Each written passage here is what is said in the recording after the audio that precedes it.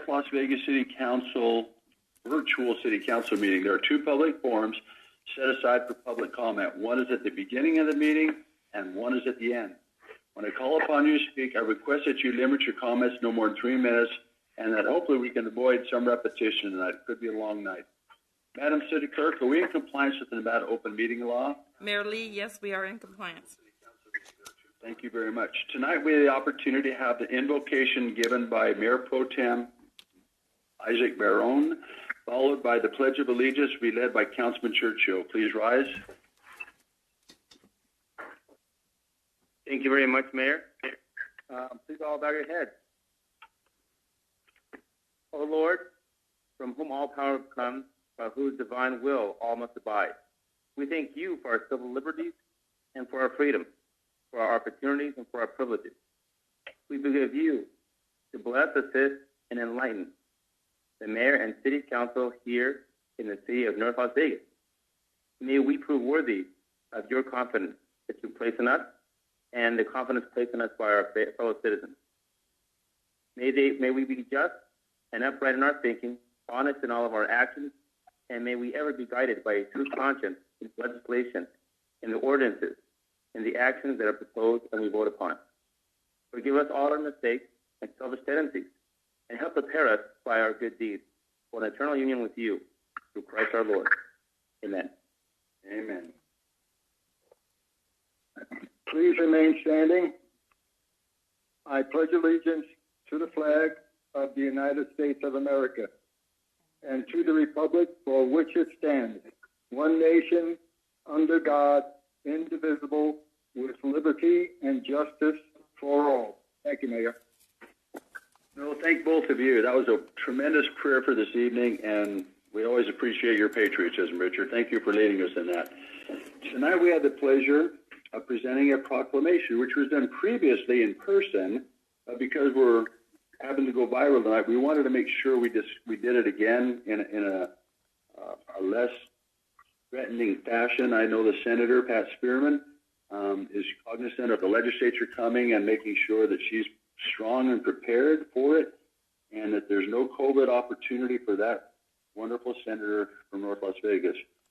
So, and then following that, we'll have a presentation from the Nevada Department of Transportation on what's happening at the I-15-215 system-to-system interchange right now. So let's start the proclamation. Madam City Clerk, is Senator Spearman on the phone? I'd ask Jared to welcome us into this presentation. Jared, are you there? Mayor, I'll bring her into the meeting. Okay. And I'm here as well, Mayor. Thank you very much. When you hear the senator on the phone, Jared, you take over because you've been working very close with her, and we'll follow your lead. Yes, sir. Hello, Senator, are you on? Yes, I am. Perfect. Senator Spearman, welcome. This is, for the record, Jared Luke, Government Affairs Director. Thank you, Mayor and Council, for the opportunity to introduce Senator Pat Spearman. She's a strong, longtime advocate of veteran affairs and active duty, military, civil liberties, and equal rights. In the recent 32nd special session of the Nevada State Senate, the Senate adopted the Senate Concurrent Resolution number 1, urging certain actions to address the public health crisis caused by systemic racism and greatly magnified by the COVID-19 pandemic in Nevada. Now, this SCR1, as it's commonly referred to, was led by the impassioned testimony of Senator Spearman. In fact, it was her leadership and her example that drove North Las Vegas City Council to adopt its own resolution on September 2nd, defining systemic racism as a public health crisis. I offer my thanks to Senator Spearman for her leadership and my involvement with her. And if it pleases the Mayor, I'll turn the time over to Councilwoman Bones now. Pamela? Thank you, Jared. Good afternoon, Mayor. Good afternoon, Senator Spearman. Good afternoon. We very much appreciate all that you do, not just for our city, but for all of the vulnerable, unheard, and powerless in our state. We also commend the leadership you showed during the special session to sponsor SCR1 naming racism as a public health crisis. And as you know, we passed a resolution in support of your efforts. Mayor Lee and the City Council stands with you and the legislature in condemning historic discrimination against residents of North Las Vegas and Nevada and urging action to address the public health crisis caused by systemic racism and greatly magnified by the COVID-19 pandemic. It is our honor to present the proclamation that December 16th, 2020, as Senator Pat Spearman Day. Congratulations. Senator, before you speak, I'd like to have our city council, one by one, say something in your behalf. Would that be okay? Yes, sir. So, Councilman Barone? Yes, hopefully I unmuted myself. Hey, Senator, I just want to tell you, I'm really proud to have you as one of our leading residents here in the city of North Las Vegas. You are definitely someone that I know that my students can aspire to, and again, it's a big honor having you as such a powerful force in our city. Thank you so much. Thank you very much, Councilman Black. Thank you, Councilman. Yes, sir. Thank you. Senator Spearman, I really appreciate the tremendous leadership that you've given in our state, but in particular to the residents of our city in North Las Vegas. I feel that you've been a really wonderful advocate for equal rights for everyone, and I'm super excited to continue to work with you for the good of our constituents here in our city of North Las Vegas that we all love. Thank you very much. Councilman Churchio? Yes, thank you, Mayor. Senator Spearman, I've been around long enough to know that I can't add too much more to what's already been said, except to say that it's always been a pleasure and a privilege to know you. You kind of inspired me quite a while ago to get involved with our veterans issues over here, thus my nonprofit for our veterans and, of course, our military. So to you, I thank you for all of the other reasons that were, mentioned by my fellow council members and by Jared, but also, for the good work and for the service that you've given to our country when you were in the military, but the fact that you continue to serve even at this point in time. So once again, we thank you. I thank you very much. Councilwoman Goins-Brown, did you want to add anything else to what you said in a more personal matter, or I can go on next? We had a long conversation on the actual day that I presented the proclamation, and I just have the most sincere respect for Senator Spearman. So thank you again. And then Pat, I'll call you Pat, and I'll call you Senator because you're a friend, and also Senator, I'm proud of you. I congratulate you on never forgetting where you come from, or the things that you stand for, and the service that you provide concerning your constituents in North Las Vegas at the legislature. Too many legislators get up there and want to take on all the problems of the world and forget where they came from. They don't remember the people that live in their community that supported them and voted for them to go up there and watch out for their individual needs also. That's never been an issue to you. If we look at your voting record, it's always been, let me understand the issues. That's a good one. I can support you on that, and it's gun-ho from there. So we in North Las Vegas are proud of a legislator who remembers who she is or where she came from. And I would just say, Senator, well done. So with that, Senator Spearman, we'd like to have you have a chance to say something and hear your words. Thank you. And thank you so much, Mayor Lee, Councilwoman Goins-Brown, Councilman Barone, Councilman Black, and Councilman Churchill. And to all the staff that helped to coordinate this event, thank you, thank you, thank you. Just like to say, I really appreciate the proclamation.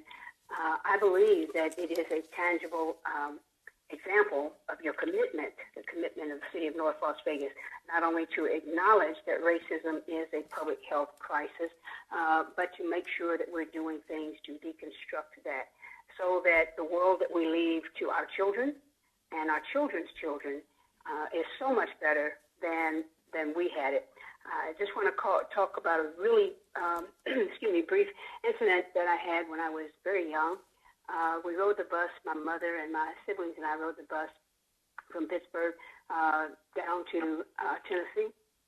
And my mom packed a lunch, which we were able to eat on the bus, but we could never get off. All the stops, we could never get off. And finally, when we got to Nashville, I said to my mom, I'm thirsty. Can I go and get a drink of water? And she said, go in there, get your drink of water, and come right back out here. And so I said, okay. As I'm pulling the door open, I was probably all of 60 pounds.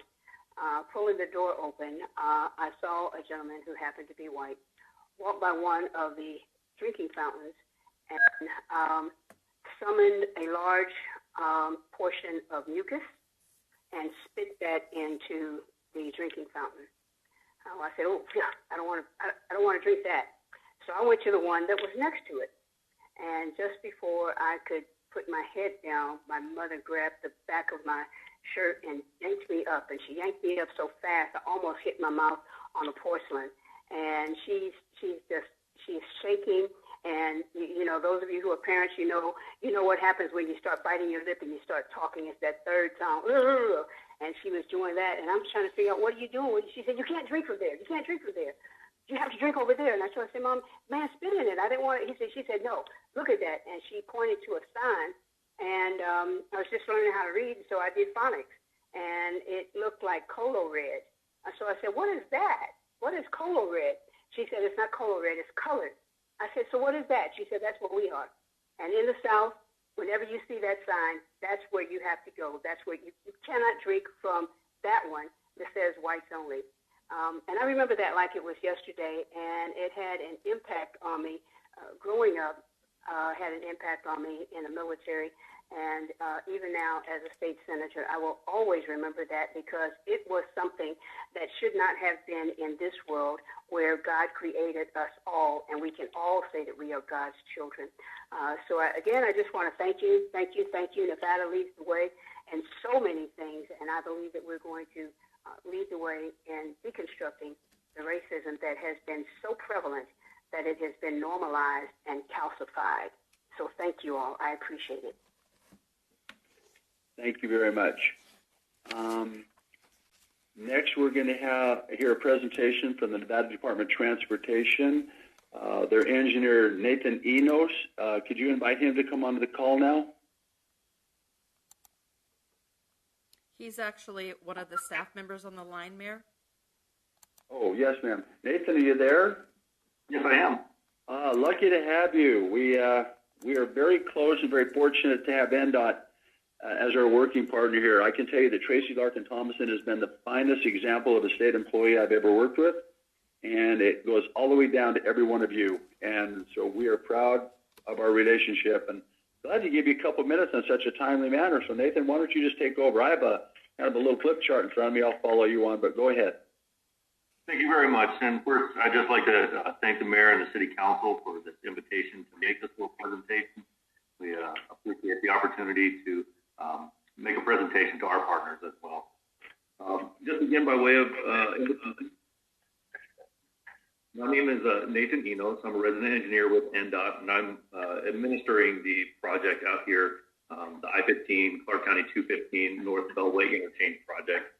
I'm sure those traveling through the area have seen a lot of work going on, and there's some curiosity about what's happening, where we are in the flow of the project, and what we can expect coming up. So that's what I hope to provide with this presentation. Just give a brief project overview, what our goals are to accomplish with the project, and then quickly touch on what work has been completed and what you can expect to see in the next couple of months.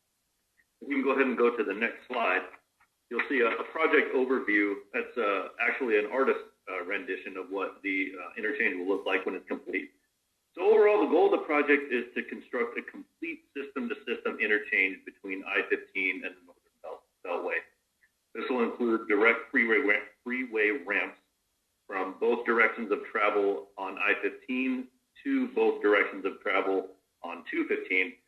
Two of these, the 215 eastbound to I-15 northbound, and then I-15 northbound to 215 westbound, will actually be flyover structures that will give access unimpeded to drivers. This project is also providing direct access to I-15 and 215 from many of the surface streets in the area, Centennial, Tropical, and Range, something that doesn't exist very well right now. So if we can again go to the next slide, just a little background on this project. It is a federally funded project. 95% of the almost $100 million that this project entails is coming from the federal government. The remaining amount of that money is being provided by the state of Nevada and Clark County. The project duration is 600 working days. In real person's terms, that's about 2.5 years of construction. I would say right now we're about 9 months into that. So we're looking at a completion sometime in late 2022, probably the end of November 2022, as it is right now. And at our peak, we're directly employing dozens of laborers, equipment operators, tradesmen, and various professionals, as well as keeping truck drivers, concrete and asphalt producers, mechanics, surveyors, many other service providers. We're keeping these ones in a job during these difficult times. So that's something we can all be happy about, I think. If we go to our next slide, just a quick overview of what our project goals are. First and foremost, our project goal is safety. By constructing free-flowing ramps and connections between the various directions of travel on I-15 and 215, we can eliminate these conflict points where accidents tend to happen, intersections, stop signs, stoplights, and we can really get people through this intersection much more quickly. In addition to that, we get the people that are moving through the area, whether on I-15 or 215, we get them through it without having to mingle with the local surface traffic as well. And going along with that safety and accessibility, the entire project footprint will be brought up to ADA compliance as part of this project as well, with ADA access ramps and sidewalks and travelways. Another goal is to reduce travel times. Obviously, reducing the amount of intersections and stoplights will help people move through the area much more quickly and more safely as well. If we move to the next slide, some of the ways that we're actually improving those travel times is with the better access. Some of those that are familiar with the area right now might be aware I-15 southbound doesn't have direct access ramps from Tropical. So this project will actually install those ramps so that there is direct access. So people will be able to get onto I-15 in a more direct route from either 215 or from the surface streets. And again, the reduced travel times come with the full freeway connectivity that we're creating with the free-flowing ramps between both I-15 and 215. And lastly, if we go to the next slide, one of our project goals is to have a visually appealing interchange. This project includes landscaping for the entire interchange area with decorative rock. There will be artistic concrete walls, decorative metal and concrete figures.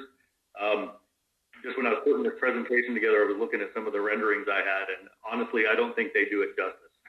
When all is said and done, I think it's going to be very impressive and visually appealing what this interchange is going to look like. And this aesthetic improvement will extend to the entire interchange in a very unified aesthetic pattern that I think the drivers will find pleasing. So where are we in the project right now? If we go to the next slide, we can see construction began in May 2020. And what we first started doing was we had a lot of utilities, electrical, gas. We had fiber optic facilities and some water lines that needed to be relocated to some of the new alignments that the roads were going to follow. So that was our first order of work. So we're happy to say that work is nearly complete. The water lines were definitely a major item of work, and we just about have those out of the way. We have a couple of finishing touches to put on those, and then that work will be complete, and most of the utilities have also been moved. So we can really begin our heavy construction in earnest. Some may notice that there's a bridge kind of sitting out there by itself. This is the I-15 southbound to 215 westbound ramp structure bridge. It just kind of happened that this was one of the easier structures to build. and we figured we'd get it done and out of the way quickly. Unfortunately, that one won't actually be connected to anything until closer to the end of the project. So it's just kind of one of those little quirks of construction phasing. And I kind of am bummed out, but I think it's a big deal that all the foundations, including 60 drill shafts, and some of these shafts are 8 foot in diameter and 100 feet deep. They're really impressive structures, and they're all underground, and no one will ever see them again. But we're happy to report that all those are done, and we're ready to begin with our above ground construction. So that kind of brings us to what are we doing right now? If we go to the next slide, probably one of the most visible things that is happening right now is the 215 eastbound to I-15 northbound flyover structure. This is the faultwork structure that you see going over I-15 right now. And this is part of an 1,800-foot-long cast-in-place flyover structure that, again, will carry traffic from 215 eastbound to I-15 northbound. So right now, that fault work is complete, and you've probably seen crews beginning to install the formwork. And what you can't see is that they're installing reinforcing steel inside that formwork. And we should start seeing concrete pours here in the next couple of weeks as well. Also, the abutments are under construction for a set of twin bridges that will serve as the grade separation between 215 eastbound and westbound and the new Centennial Parkway alignment. These are bridges that will be constructed in the next couple of months, and again, they will separate that 215 traffic from the new Centennial Parkway. Another structure that's currently under construction, but it's a little out of the way, so probably nobody ever will see it. There's a UPRR railroad that goes under 215, and we are extending the structure over that will eventually serve as the exit from 215 eastbound onto the new Centennial Parkway. So right now, the abutments are done for that bridge. We'll shortly be putting up fault work and some retaining walls around that, and you'll start to see a structure take shape there in the next couple of months as well. And finally, the last kind of major item of work we have going on is a reconfiguration of the on-ramp at Tropical onto I-15 northbound. This ramp has to change pretty drastically to meet up with the new flyover. People that have been out in the area have probably noticed that the grade is changing pretty drastically.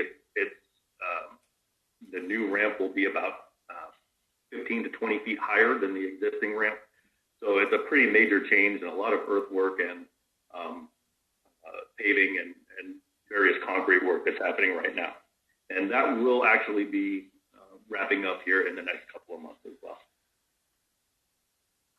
So that's just a quick run through of what we see in the area. We're hoping that those who travel through the area will see some really extraordinary changes coming in the next couple of months. And we're just happy to be working on such a vital interchange in that area.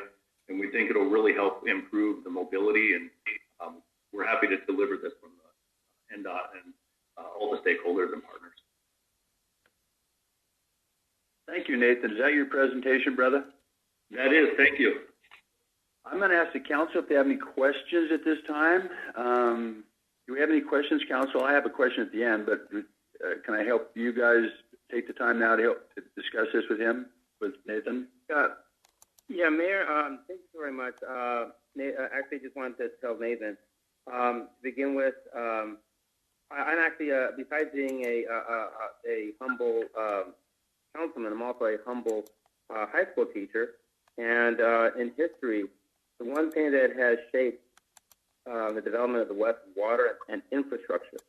And in terms of this, the infrastructure that you are in charge of, that your department is in charge of, is of critical and vital importance to not just the state of North Vegas, but the entire valley.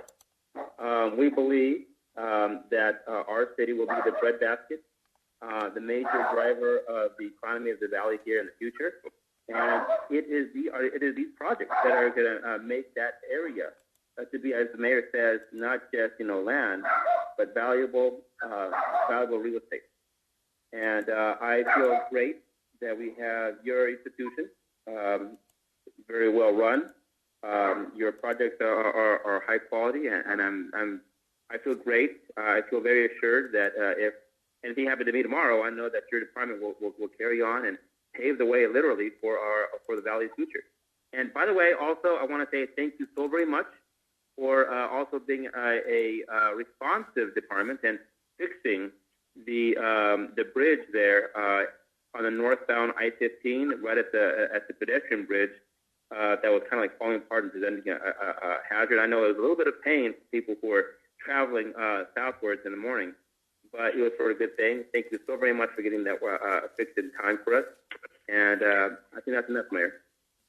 Yeah, thank you. We're not going to call for the vote yet, so tell Paco to hold off till we get everybody else on. Okay. Councilman Churchill? I was going to say hello to Paco, actually. But I just wanted to say, Nathan, I pass over there often, from the 215 getting on 15. And every time I see the progress over there, I'm in total awe of what you're doing over there. And it's amazing to know that when the project is completed, that actually it will come together at that point. I always wonder if, one piece will not match up with the other piece, but I've never seen that yet. And, all of the workers and the laborers and yourself there, all the technicians, we're so proud to have you on board working over here in North Las Vegas for our residents. Thank you so much, my friend. Thank you. Councilman Black, do you have anything you'd like to say? Really quick, along the same lines of Councilman Churchill, whenever I pass by there, even if it's a few days or a week span, I'm just amazed at how quickly this is transforming that area, coming out of the ground literally before our eyes. I was wondering if you're doing any type of time lapse on it. I think that would be super cool. And also, I was thinking as I was listening to your presentation and looking at the overhead image, that the work we do as a council or as staff or as partners at the DOT, the work we do today will have a lasting effect for good or bad on the community for decades to come. We're hopeful, and I'm hopeful that all the work that we do yields good results. This is one of those things that's going to last for decades and decades and be able to serve our community and help North Las Vegas grow. So thank you. And Councilwoman Goins-Brown. Well, Mayor, the only thing about going last, all the comments have already been stated, so I was just second, third, and fourth what my colleagues have already said. Thank you very much. Nathan, I have one question for you. We have a lot of businesses that are using the tropical off-ramp and on-ramp right now. Are we going to get to a point where we're going to have to redirect any of that traffic up Las Vegas Boulevard for a period of time, or will we be able to pretty much flow traffic continually? We don't have any plans to ever limit access to those ramps. All of the construction that we need to do on them should be able to be completed either with short-term nighttime closures or with the ramp open during the day. So we don't have any plans to make any really long-term detours over to Las Vegas Boulevard now. That's exciting. This has been a great presentation, Nathan. I'm glad that you've come to discuss this project with us, and maybe in a year, if you'd come back again as we look for the timeline to be completed, we'd like to have you come back. Would that be okay? Yeah, thank you. I'd appreciate that. And once again, send the appreciation to Nevada NDOT for all they do and have helped us do to diversify our economy in Southern Nevada. Okay, bud? We will. Thank you. Thank you. So that is the end of the presentation. So we're going to move on to public forum now. Now, this is a time set aside on posted agenda items. The public forum excludes discussion of public hearing items, which will be heard later. So if you want to speak on Lone Mountain and Allen, we ask that you realize we are going to hear those, and that would be the appropriate time for you to call and discuss those issues with us. So is there anybody that would like to speak on any items on the consent agenda, business, or ordinance final action? Now would be that time. Mayor Lee, we do have several callers on the line. At least 3 of them appear to be callers for items 12 and 13. I will bring the first caller that I can't identify into the call. Yeah, Hello, callers. When we get to the proper items. State your name and address and the item number you're calling about. My name is William Work. I live at 4850 North Kinney Way. I believe it's 12 and 13. It's the Allen Lone Mountain project. Mr. Work, we're going to hear that item in about 4 or 5 minutes with a lot of other people. So could we just take care of some of the other business, and when we get to item 12 and 13, we will call you first?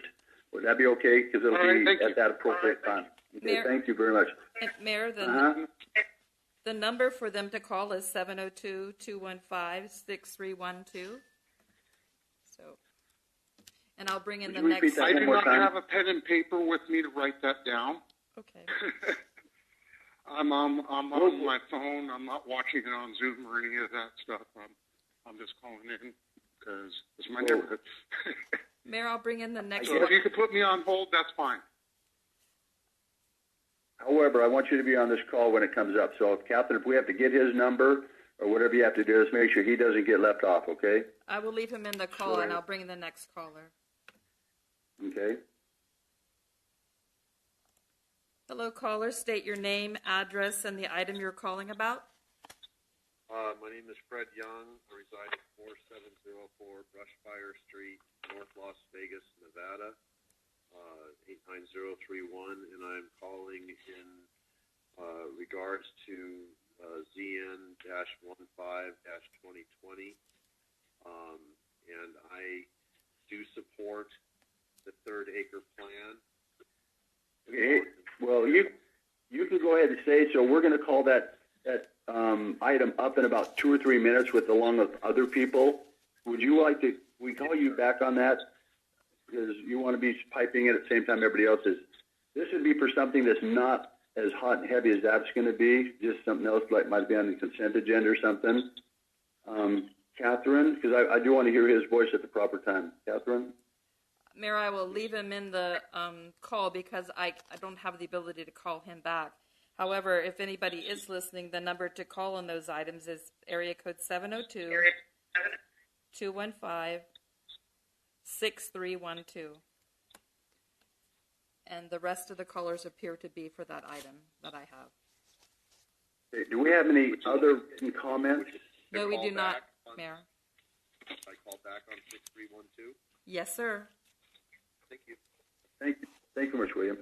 And do you have any other written comments on any of the other items today on the agenda, Catherine? Mayor, the only written comments I have are from the previous meeting for items 12 and 13, and I will give a summary of that when we are hearing 12 and 13. Thank you very much. And seeing that no one else is on any other item, we will close the public forum. We're going to move on to the agenda now. Item 1, approved City Council meeting agenda December 16th, 2020. Mayor and Council staff recommends approval of the council agenda as published. Thank you. Chair will take a motion to approve the agenda. Move for approval of the agenda as published. Scott Black. We have a motion. Council, any comments, questions? If not, we'll go ahead and vote. Hearing none. Lee, aye. Barone, yes. Black, yes. Churchill, yes. Brown, yes. Great. Thank you very much. Now moving on to the consent agenda. Mayor and Council, the consent agenda consists of items 2 through 11. Staff recommends approval of the consent of the council consent agenda as published. Thank you. If there's no other comments or questions from the council, the chair will take a motion.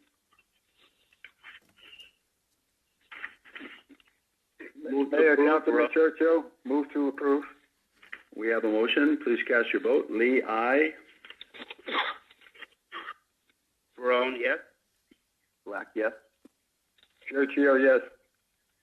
Brown, yes.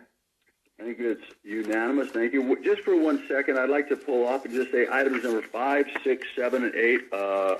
Rick Damien has been working so hard within our community during these horrible times that people are going through with the pandemic. He's done a fabulous job. He's got a great team, and they are really making a difference out in the streets for our community. I want Rick and his staff to know that he just does things the rest of us so much appreciate and gets right down and helps people in our community. And Rick, I hope you're listening. You're very, very loved for what you're doing in this community. And thank you so much. And please keep the vigor on. people are needing your help. But thanks, Rick. I appreciate you. And your staff. You can't do it all by yourself. I understand that. Moving on to public hearings, item number 12. Mayor, Council, item 12, deny AMP 10-2020 Lone Mountain Allen applicant ACAK Irrevocable Trust to request an amendment to the comprehensive master plan to change the land use designation from ranch estates to single-family low on property generally located north of Lone Mountain Road between Willis Street and Kinney Way. APNs 124-31-802-008 through 011, 124-32-401-005, and 006. Continued from December 2nd, 2020.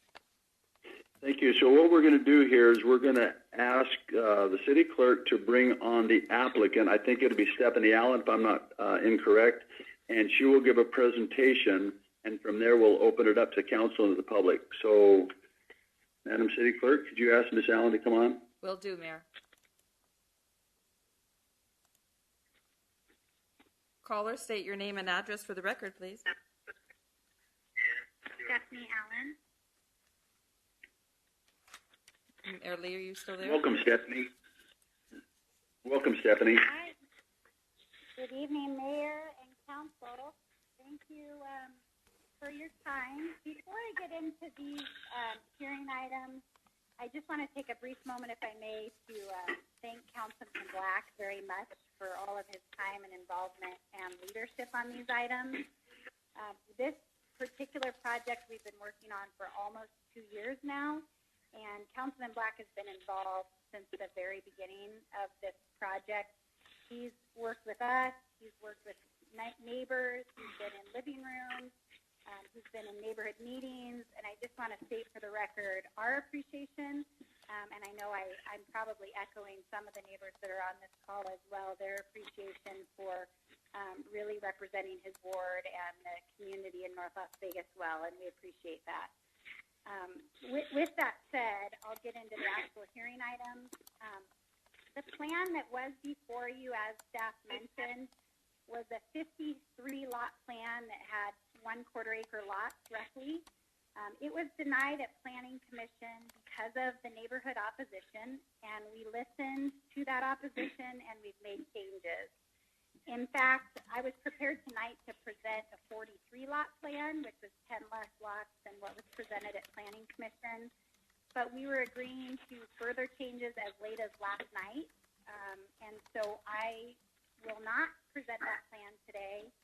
Instead, for the record, what I'd like to offer is that we will agree to develop 1/3 acre lots on this property. That is the compromise that we've heard the neighbors will get on board with and be acceptable to if we develop that out. And so for the record tonight, I would like to say that we will do that.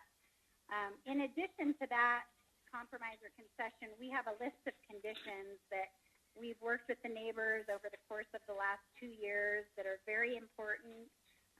They're important because they're what's going to make this development consistent and compatible with the area, with the rural preservation overlay, and going to make it a really special project for North Las Vegas. So there's 7 important ones I'd like to just note for the record so that the neighbors hopefully can hear and know that we are agreeing to do those.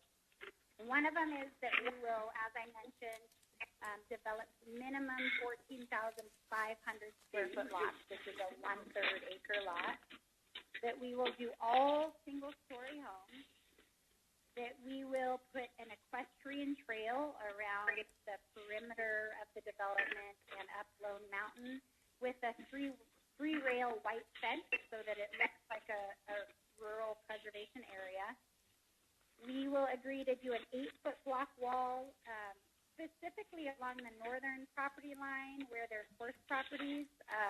I've heard some neighbors mention they may want it in other areas, which we're willing to do, but we don't think would look real nice along Lone Mountain. But we will do an 8-foot block wall along the north property line. We will agree to make sure that there are no poisonous plants or plants that are poisonous to animals specifically. We will agree to have no interior street lights. Instead, we'll just do coach lights so that they can enjoy the dark skies that exist today. And then finally, we've agreed to do the rural street standards that are allowed within the rural preservation overlay. So those conditions are really important to the development. We've worked very hard to make sure that we can come up with a special project that will not only be compatible with the horse properties in the area, but also transition from Lone Mountain, buffer those horse properties, and look and feel like the rural neighborhood that it is. We think, one thing I wanted to put on the record, we are not asking to be removed from the rural preservation overlay. So the zone change and the amendment to the comprehensive plan that are before you tonight will not remove us from the overlay. However, they will allow us to develop those 1/3 acre lots because currently we're not able to do that under the existing zoning. So that is the reason for the requested change to the comprehensive plan and the change to the zoning. We did submit a petition in support that I'd like to just mention for the record, but I'm not going to go into too much detail because I hope tonight's hearing is a little bit shorter with hopefully some neighborhood support for what I've just presented tonight. But I will just summarize overall that I think that this project, if it's approved as I just outlined, will be a real benefit to the city and to the neighbors. It's a project, I don't get to represent these type of projects often, 1/3 acre projects, and it's because most developers aren't doing these type of projects. So I'm honored and proud to offer this tonight to the council. I hope the council will approve it, and I hope that the neighbors will be pleased and happy with this project because I do think that it will be a really great development with home values that will probably exceed some of the homes out there right now. It will fix a safety concern along Lone Mountain Road. And as I mentioned, I think it'll be a project that the city can really be proud of. So with that said, I'm happy to answer any questions. I know there's a number of neighbors on the phone, so I do want to thank them as well for continuing to work with us over the course of the last 2 years, for continuing to come up with great ideas. And again, of course, Councilman Black for being the leader that this area needs and coming up with this compromise and this plan for the community that we hope you will approve tonight. So with that said, I'm happy to answer any questions. Thank you, Stephanie. I'm going to go to council now. Councilman Black. Yeah, thank you, Mayor Lee. Thank you to the neighbors. I have, like Stephanie said, this has been an ongoing process and communication for quite a long period of time. I was thinking, what was I doing 2 years ago? I sent my daughter off to college. Now she's married and all grown up, all during the period of time that this has taken to come to where we are tonight. I know there have been a lot of challenges and concerns, a lot of back and forth, and then when you throw the pandemic into it, it's made the communication aspect of it significantly more difficult. But I'm grateful for the neighbors, for their patience and their input, for their passion and commitment to our community and to their unique neighborhood. Unfortunately, during this long period of time, we've lost some wonderful members of our community and the neighborhood. We lost Judge Warren Van Landshoot, who was a great servant to our community, and Mr. McNulty. And so I just wanted to mention that during this time frame, a lot of difficult things have occurred, but I'm glad that we've persevered. I really appreciate what Ms. Allen is saying about what could be an ideal and beautiful project here that is compatible, that is conducive. And I know that the conditions that she listed are critically important in order to make this ideal for everyone. So I appreciate the opportunity I've had to participate all along. So thank you, Mayor. Thank you. Councilman Barone, do you have any questions, Churchill or Councilwoman Goins-Brown? No, I just wanted to make a comment. I do believe that I was doing some calculations here and checking things out, and I don't know why, but I think sometimes we get fixated over a certain number. But apparently, 1/3 of an acre is what many of the residents can live with. Sometimes we don't always get what we want, but I think 14,500 square feet. I mean, that's a lot of acreage. I know for myself, I work a lot with the folks in the rodeo and especially the Mexican Terreria community. And recently there was a rally, and I've never seen so many horses out in one place. I like the idea of North Las Vegas being a home to the horsemen. And I'm hoping that this can be a great place where the neighbors who are already there will be able to welcome the new neighbors coming in who will also have horses. And apparently that's one thing that brings the community together. It's love for its animals. It's love for equestrian sport. I think this would be a fantastic, kind of a unique neighborhood. And thank you very much. And I think unless I'm not catching the will of the community, I think it's going to be something that we'll be proud of years from now. Can you state, Councilman, to your questions to Stephanie, though? Right now, we're not ready to vote. We hear some more stuff. Councilman Churchill or Pam Goins-Brown, do you have any questions on the presentation? Mayor, Councilman Churchill, I don't have any questions. I have driven through the area a couple of times, and, I could understand the passion of the residents who live there. I appreciate all of the hard work that Stephanie put into this.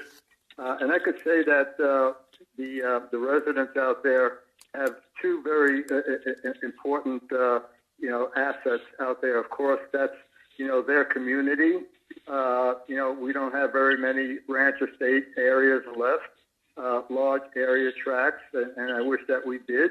But the other amenity that they actually do have out there is having our colleague, Councilman Black, working with them, who is really involved in his community. So this sounds like a win-win for all the parties out there. And that's due to, from my own experience, due to an awful lot of hard work. So I appreciate all the time and energy that the councilmen and the residents out there have put into this, because it's very important that our residents speak up. We're here to serve our residents. That's why we do what we do. And I think this, even though it lasted almost 2 years, like Stephanie said, it's because of our passion and wanting to accommodate the concerns and needs of our residents out there that it takes a little longer sometimes. So I just say thank you to all of you. Thank you, Mayor. Thank you.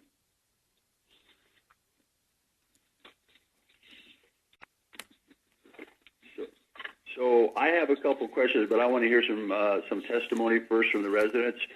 So at this time, we're going to conclude the presentation for a second and open up the public hearing. Madam City Clerk, could you start putting on people who would like to discuss this item with the council? Yes, Mayor. Hello, caller. State your name and address. My name is Fred Young. I reside at 4704 Brushfire Street, North Las Vegas, Nevada, 89031. And I support the third acre presentation with RE maintaining the ranch estates preservation zones. And as he has presented it in the conditions, the only thing that we have to see is a site plan, which I believe is in the works. But as I was just reading through the provisions that Stephanie has written up, and all that seems acceptable to me. Some people are not on board with the HOA. I am either way on that. But I do support the third acre as long as it's still ranch estates and as presented in the ZN 15-2020 document. Do you currently live right now in the ranch estates yourself? Yes, sir. I live on 4704 Brushfire, and we were part of the 1/3 compromise that I believe was 33 years ago when the American Country Development was built. So okay, thank you. I currently live in the third acre, and I do believe that that's fair. I can't be a hypocrite. I have to support third acre. A lot of people are supporting half. But Thank you very much. Next, Catherine. Yes, Mayor. Hello, caller. State your name and address for the record. Fernando Santoyo, 4890 Willis Street. Welcome, and please go ahead, sir. Yeah, well, I'm calling because I'm opposed to have anything less than half an acre. I know some of my neighbors agree in the third acre, so I support what the majority will say on that. But my point of view is just that I still would like to see half an acre, so whoever our new neighbors are, they will be able to own large animals, and they will share the same ideas and beliefs that the neighbors believe on. And that's pretty much it for my part. Thank you for your time, and I'll let somebody else take it up. Thank you very much, sir. Catherine? Yes, Mayor. Hello, caller. State your name and address for the record.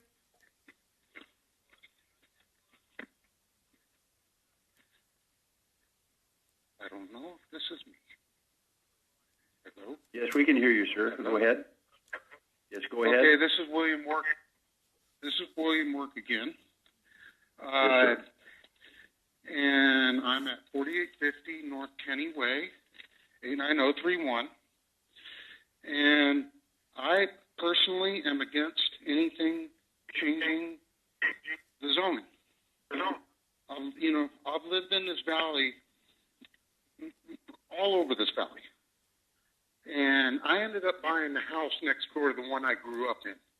I moved to this area knowing that it was RE preservation. And I was counting on the zoning board and you guys to honor that. And when I look at it, the only reason to change the zoning on it is for the developer to make more money. We're the little guy. The developers are big business. One of the owners of this property helped get this into preservation, RE preservation. And now he's trying to get it out of it. And I find that quite ironic. And it's just so he and his other business associates can make more money. And a lot of people are talking about compromise, going to a third acre and everything. This isn't a compromise. A compromise goes both ways. We both give something up. The more houses they get, the more money and the bigger profits they get, and we just get more of what we don't want. And I've sacrificed a lot to get into this house. My old house that I sold to get into this house would have been paid off. I'm still making payments and stuff. And we're the ones giving up, and all they get is more money. So I am against changing it. I'm against rolling over to big business. I'm against the whole notion of this. And this neighborhood is more valuable than the money. So I'm opposed to it, and I'm opposed to the third acre. Thank you very much. You were well understood. Catherine? All right, thank you. Mayor, could you ask the callers that have already spoken to hang up so that I can bring others into the call?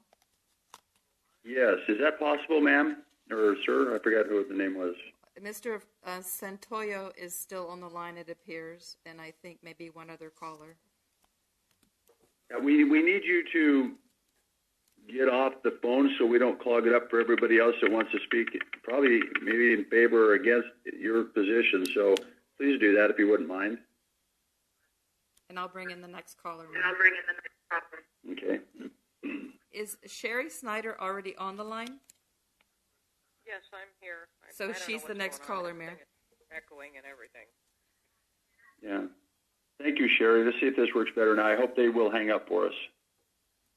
Okay. Ms. Snyder, go ahead. Yes. Okay. Hi. My name is Sherry Snyder. I live at 3728 West Verde Way.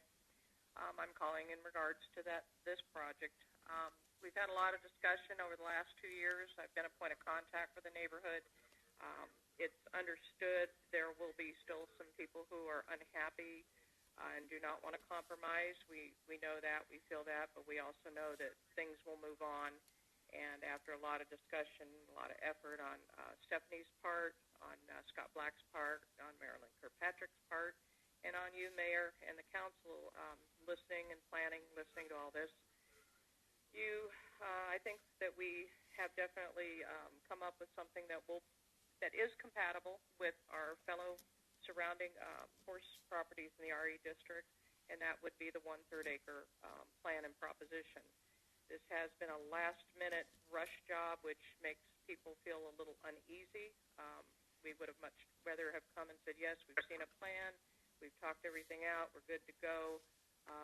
As a matter of fact, I was not even able, it was the last hour that I was able to send out emails to a lot of the people who were waiting just to make sure that the condition list was what we've discussed over the last 2 years. And it appears to be so. Again, Stephanie's done a very good job, and Robert Eastman a fantastic job in terms of that. Again, we're just a little uneasy because we have not seen the 1/3 acre plan yet, but if the conditions are met, I and my mom support the 1/3 acre. We would like to see that this is properly developed, and we do recognize the support of all of the people over the last 2 years that have stayed and held together, were consistent and persistent in their determination to maintain the preservation area so that we could still enjoy our animals, that we could protect our animals, and that anybody new moving in would have that option to the same and at least would not be unlike-minded, hopefully, because they are moving into a very rural and a very established older neighborhood. We have residents that have been here, such as Mr. Work. They've been here, their whole lives.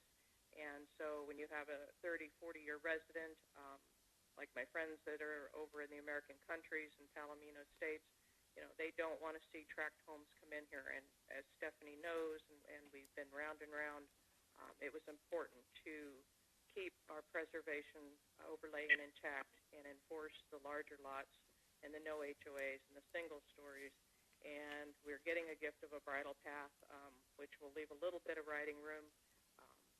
As you should know, there is no real off-riding property anymore in this area. It has been all PUD'd in. So these were reasons we stuck our ground and have been fighting to get this developed as is. I think it will be a great development. I'm praying that it will be. A lot of people have invested a lot of time. And, again, requesting that you do approve so that this can move on for everyone involved. And hopefully the neighbors that want to maintain the half-acre, the current zoning, again, it is the way that it is. I feel bad. We're doing that. But I think this is a good compromise. I think Steph's done a fabulous job. We still want to see the plan, and Robert Eastman said that, we have those options, but that you guys need to hear that we are on board. And we're on board. And again, thank you to all those involved, including my neighbors who have stuck this out. It's a good group. Thank you. Thank you, Ms. Snyder. Catherine? Yes, Mayor, I'll bring in the next person. Hello, caller. State your name and address for the record. My name is Luis Lozoya. It's 4905 Allen Lane, North Las Vegas, Nevada. Welcome, Luis. Go ahead. Hello. Yeah, well, I'm in favor of a 1/3 acre. Basically, that's what we were looking for, most of the neighbors, to see if we can get more less houses on the area, so we can get at least a 1/3 acre. So it looked like we already got a plan. The only thing is we haven't seen anything on that. So I don't know if they're going to submit it and then we're going to go again, or if you can voting, it can be pushed forward into the next, into another meeting. That will happen. We're talking about the Planning Commission's denial of this right now. If we do approve this, then there will be another meeting to make sure you get all this information, to take a good look at it, make sure the city understands exactly what the agreement was with the developer. So yes, there will be one more meeting if we deny. If we deny the Planning Commission's to overturn them. Okay. Or if we approve to overturn them. Yeah, you're right. Okay. Next, Catherine. Thank you, Luis. Thank you. Hello, caller. State your name and address for the record, please. And you probably want to turn off the... Yeah. What was that? We hear some background noise. That's all. You're okay now. Oh, good. Kathy Ujifusa, 3810 West Faraday Way, North Las Vegas, Nevada, 89031. Good evening, Mayor Lee and fellow council members, and I appreciate you taking this time to hear on these items. I've been listening through on the meeting as well. I've muted it now. But just to appreciate the work that Councilman Black has done, and we've worked with Stephanie. It has been a long road, and I am following with our neighbors in support of the 1/3 acre plan. I believe that this is going to be a great development for us in our area, and I appreciate all the time and effort that has been put behind this to make sure that our rural lifestyle is protected. And I know that it will be important to each and every one of you that going forward after this is approved, if it is, to make sure that it stays that way as the 3rd acre. That's probably it for me. Again, I appreciate everyone's effort. Thank you, and have a great evening. Thank you very much for your participation. Catherine? Yes, Mayor, I'll bring in the next caller. Hello, caller. State your name and address for the record. Yes, my name is Ivan Collier, and my address is 3405 West Valley Way. Welcome, sir. Go ahead. Well, my position is that I believe that the original zoning should stand, should be respected, which was a half an acre by a house.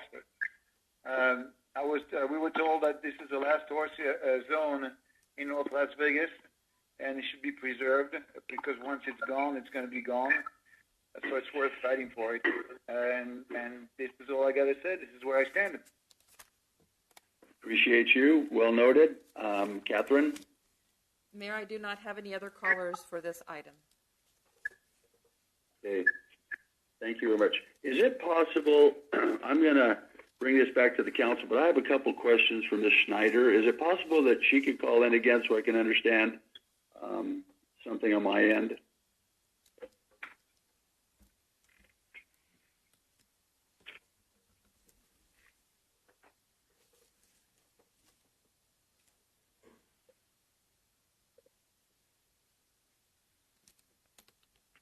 I'm waiting to see Mayor, but she has not called back in as of yet. Okay. I'll wait a second. I just want to, I was mentioning to Councilman Black, I had a couple questions. I wanted to talk to somebody. She seems like the appropriate person.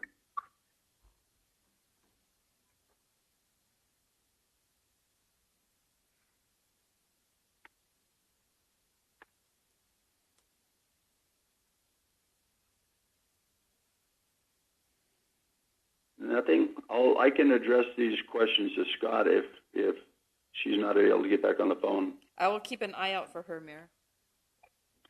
Okay. Councilman Black, I'm not really for this right now, but I can be talked, we can come around it just a little bit. Mayor, she is here. Oh, Ms. Schneider, could you answer some questions? Hello, Ms. Questions. Schneider. There's informational questions for me. Hello? Ms. Schneider? Yes, I'm back. I'm here. No, this is Mary Lee. I just have some questions. I've watched Councilman Black work very hard on this, and developers and Ms. Allen, and a lot of information to your people. I just have some questions I need to ask the neighborhood maybe just a little bit. First off, do most of the people that live in that area, in the rural area, not the neighbors around, of course, but do they own horses? Or are horses just kind of something that's allowed to be there, but most people park an RV there, or they have a casita, or anything like that? Is there horses really there? Yes, just alone in the two areas that are being separated by this development, there's probably right around anywhere from 30 to 50 horses. A lot of them are not seen because our properties are not half acre, third acres. We have acre and a half acre properties or larger, and so you're not going to see necessarily the number of horses from the street or unless you are seeing them go up and down the street from one end of the neighborhood to another. The other neighborhoods, American Country and Palomino Estates, have very few. They're not as horse-oriented as this. This particular block is literally rural, and that's why we've been so adamant, because if tract homes go in and split us off, and according to the zoning, it says that's not supposed to be allowed under the preservation overlay. We'll get non-like-minded people in here, and when you have people who don't understand large animals and how they're handled and what goes on with them, or if you just don't like the aggravation of the smells and the flies and the dirt and all those things that we love because we have them, it creates neighborhood disputes and issues, and that was part of my letters and of opposition that I sent to you. Again, okay. So, do most people have one horse or two horses? Well, they are people that actually have stabled horses here as well. On an average, I would say there's each property owns their own two horses, but they have other people that either board their horses there. So it's, I can't give you an exact count. I know I have. No, the reason I ask is because I've been working with Mark Jordan, our director that oversees this, and if you have 14,500 feet, you can have one horse. But if you have 15,000 feet under the old ordinance, you could have two horses. So my little thought on this is, I'm scared of horses. They're just so big and powerful. You know what I mean? I don't ride horses, but I've done a lot of plumbing, and I see I go into people's backyards, and, we have to do plumbing stuff, and I see one horse out there in a corral. It's got some hay, maybe a little bit of shade and some water, but nobody ever goes out and pets it or rides it because they can't, because there's nowhere. So the horse just sits out there, and these are horse people. But the dang horse is just lonely all the time. I can't imagine what it does. It just exists to be looked at. And I question if one person has one horse, do they? What's that? I said, go ahead. I'm sorry, Mr. Mayor. Go ahead and finish your question. Well, no. Let me just give it to you right there. I just don't know if this, let's call this a postage stamp lot, just a little bit smaller for one horse, is beneficial to the animal. That's my question. No, it's never beneficial to have a small lot for any kind of large animal. Horses are herd animals. They do require to be around other animals, and if they can't have their own species, then usually that's supplemented with goats and other items that they coexist with as well. And that's the other half of this. This isn't just strictly all about horses. There are people that, raise chickens. I've got a professional national dog competitor that lives behind me, and she trains the dogs for all these things. So it's not just the horses alone, but you're absolutely right. That's why we wanted the larger lots. We wanted to enforce that, and we've been led to believe that no one will, including you, Mr. Mayor, and the council, would stand behind our zoning and enforce it to where those lots would be developed as a minimum half-acre lots. And that's why we basically have considered, the third. The third was compatible with our surrounding neighbors, and we didn't want to be forced into anything smaller than that, because that would be detrimental. But we've been trying to work this out, and this appears to be the best best scenario that we are going to get, unless you, Mr. Mayor, and the council band together and say, no, we want to maintain that area, and you insist in some way put something down in planning that keeps us from having to come back with every single developer that wants to come in here and change it to city because that lot needs to be filled in with homes. We were promised parks. We've been promised arenas. None of that has ever been delivered to us, and yet you have quite a few horses, and Mr. Work can even tout his mom and father had a boarding facility on the corner there of Kenny, and they even had a longhorn bull for years. This bull was classic. People come by just to see this bull. He had horns that I don't know how long they were, but they were big.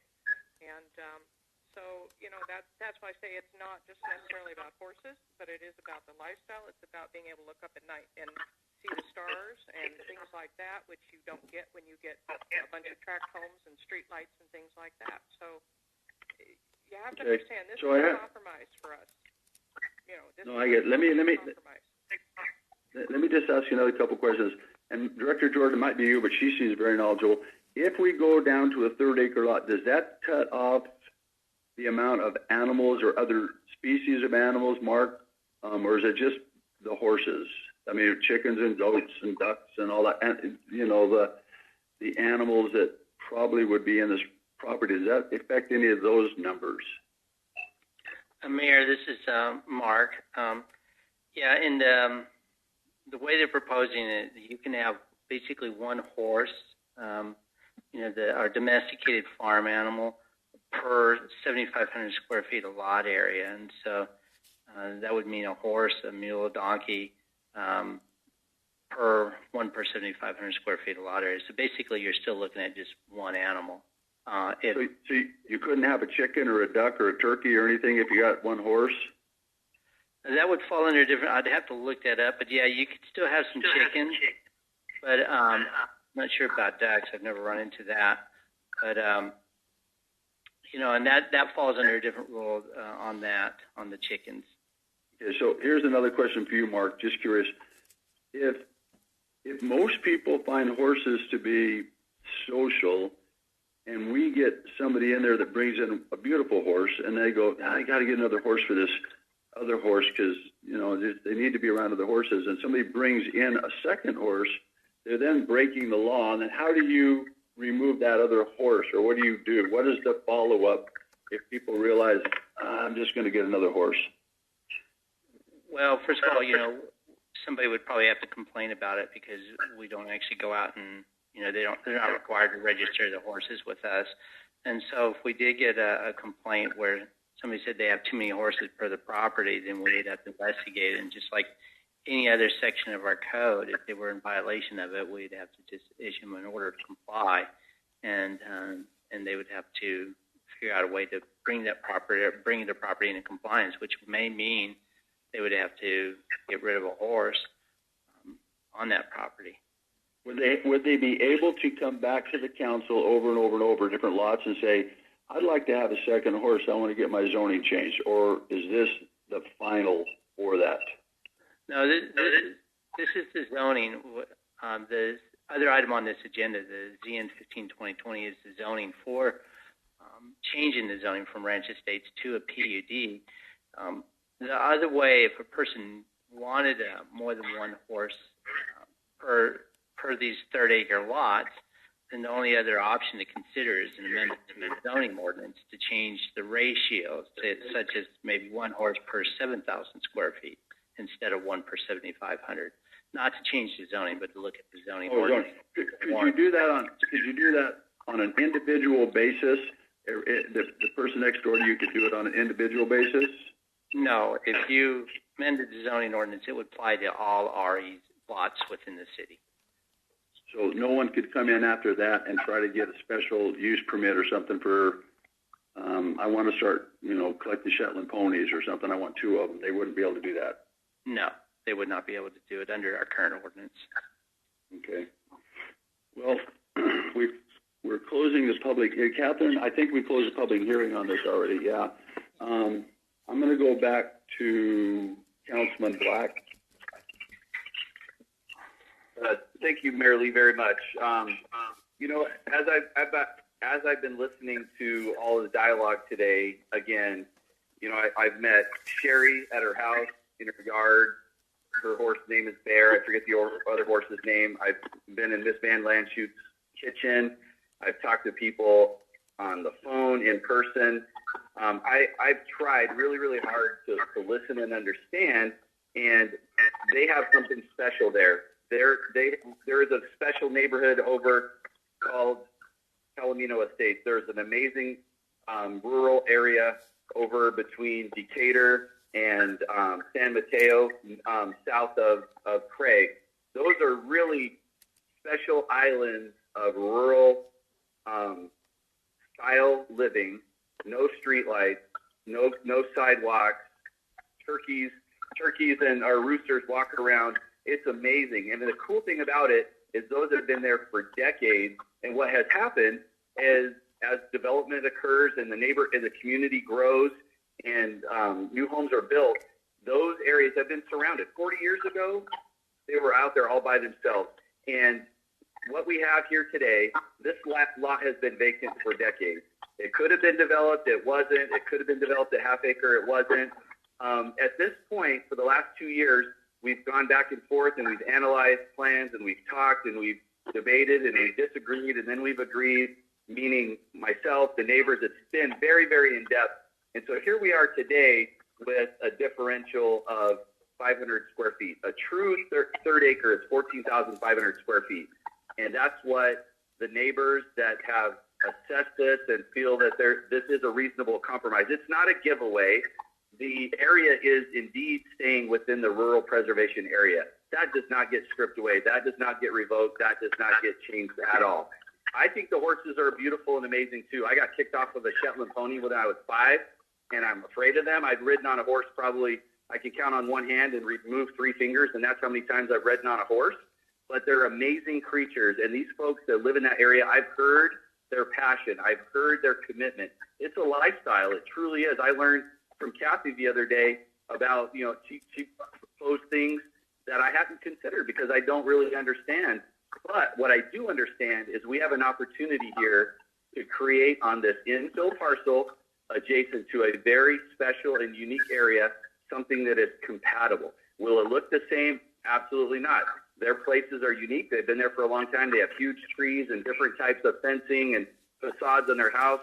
This will look different, but it will look compatible. I think I would be very, very displeased and sad, actually, if we allow 500 square feet, the size of a small studio apartment or perhaps some fancy person's walk-in closet, to make the difference between a fair compromise where it's not a giveaway, it's not a rollover, it's a situation where people realize what the possibilities are and what really makes sense for all parties involved. I would like to look at, you know, if the differential between having 2 horses, not having one sad, lonely horse, or having 2 horses, I think the city needs to look at going from 7,500 square feet down to 7,260 square feet, which is the exact split of a true third acre, which is 14,520 feet. So I think we have that conversation for another day. But for today, the neighbors have been heard. The neighbors have listened. I have listened. The developer and Ms. Allen have listened. We put in a lot of hours of time and energy and life energy to get to this point. I support overturning the decision of the Planning Commission on item number 12 and approve AMP 10-20. That's my motion for that one. And we get to item, I know we need to vote, but I also have some thoughts on item 13. Council, any other comments or questions from anyone else on the council at this time? Because I'm ready to discuss the motion. Hearing none, then council has spoken. So we have 2 options here. We have a motion to approve, which would be to overturn the decision of the Planning Commission, or we have a motion to deny and uphold decision of the Planning Commission. So, Councilman Black, you want to restate your motion right now? Yes, sir, Mayor Lee. I would like to make a motion to overturn the decision of the Planning Commission and motion that we approve AMP 10-2020. Thank you very much. We have a motion. We're going to vote on this now. Lee, no. Black, yes. Churchill, yes. Brown, yes. Goins Brown, yes. Churchill, what did you say? Yes. Thank you very much.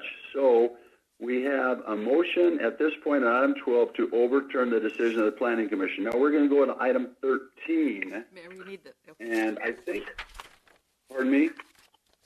Oh, I'm sorry. And on item 13, I think we've already had the presentation. Ms. Snyder, we've discussed everything, or all the people on the phone call. But I'll open it up for public hearing. Mayor, Council, this is Mark. I should read the item into the record. Right, and I was just notified of that from the city manager, so go ahead. Okay, item 13. Deny ZN 15-2020 Lone Mountain Allen, applicant ACAK Irrevocable Trust, to request a property reclassification from an RE Ranch Estates District to a PUD Plan Unit Development District consisting of 53 single-family lots generally located north of Lone Mountain Road between Willis Street and Kinney Way. APNs 124-31-802-008 through 011, 124-32-401-005, and 006. Continued from December 2nd, 2020. Thank you. Catherine, we're going to open this up to public hearing now. Was there anybody else that yes, we didn't Mayor. hear from? But I think we had a good presentation, but go ahead. Yes, Mayor, we have one caller, and I do want to note that the public comment that we received for the meeting of December the 2nd and November the 18th are still on file and were recorded with this item. So I'll bring in Mr. Walker. Hello, Mr. caller. State your name and address for the record.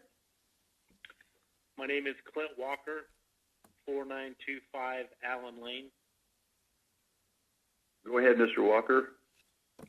I'm in opposition of this proposed lot change. This is a protected area. It should remain that way. Okay. Thank you. Duly noted, and appreciate you. Catherine, is there anyone else? No, Mayor. There's no one else on the line. Okay, so we're going to close the public hearing. Now, on item 13, I'm going to go to Councilman Black. Thank you, Mayor Lee. So as I stated before, a lot of work is done into this. This area is surrounded by residential development of a wide variety. To the south on Lone Mountain Road, you have homes. You have the homes where Mr. Young lived on Brushfire, and out towards the west, towards Decatur, where Commissioner Kirkpatrick lived, that are third-acre lots. You have the lots to the north of this proposed site on the west side that are ranging from a half-acre to, I think, 2-acre lots. Some of the folks have double lots. To the south, on the other side of Lone Mountain, you have homes that range from 6,042 square feet up to lots up to 15,000, or roughly a third acre across there. So there's really a diverse amount of lot sizes. I think in this particular case, it's important to state that this isn't a conversion to a third acre lot, anything goes proposition. This is the idea, or the proposal is to make these third acre lots that are ranch estate compliant per the conditions that Ms. Allen outlined in her presentation. This is a lot that is taking in mind to the highest level, I believe, the uniqueness of the area, the surrounding neighbors, the input from the surrounding neighbors, the passion that these folks and the time and energy they put in. They don't want their lifestyle compromised. They do not want their property values diminished. However, at the same time, there is a piece of land that's owned by someone who would like to develop it. So here we are today with the opportunity to do that. This land, per the conditions that were outlined, that will be discussed later on, perhaps if this goes forward, there will be a plan that needs to be approved. There will be a verification and a validation that these ranch estates preservation area conditions that make this compatible with the special and unique area around. There will be a validation process that those are not changed, diluted, or lost in any way. And so the process isn't over, but this is a huge hurdle that we're attempting to step across today. So I think, again, the difference between 14,520 and 15,000 to allow 2 horses is negligible. It's 480 square feet. I think that should be addressed more on the planning zoning side to allow. So we definitely don't want, I'm against lonely horses too, Mayor. I don't want the horses of the world to be lonely. And there could be a way to facilitate that. But tonight I support this overturning of the Planning Commission with the minimum lot size, not all of them the same, minimum lot size, 14,500 square feet, and the conditions that would maintain the integrity of the Ranch Estates preservation area. And so that's the end of my comments, but I'd be prepared to make a motion at the appropriate time. You got it. Council, any other comments, questions before the chair takes a motion? Richard, did I hear you?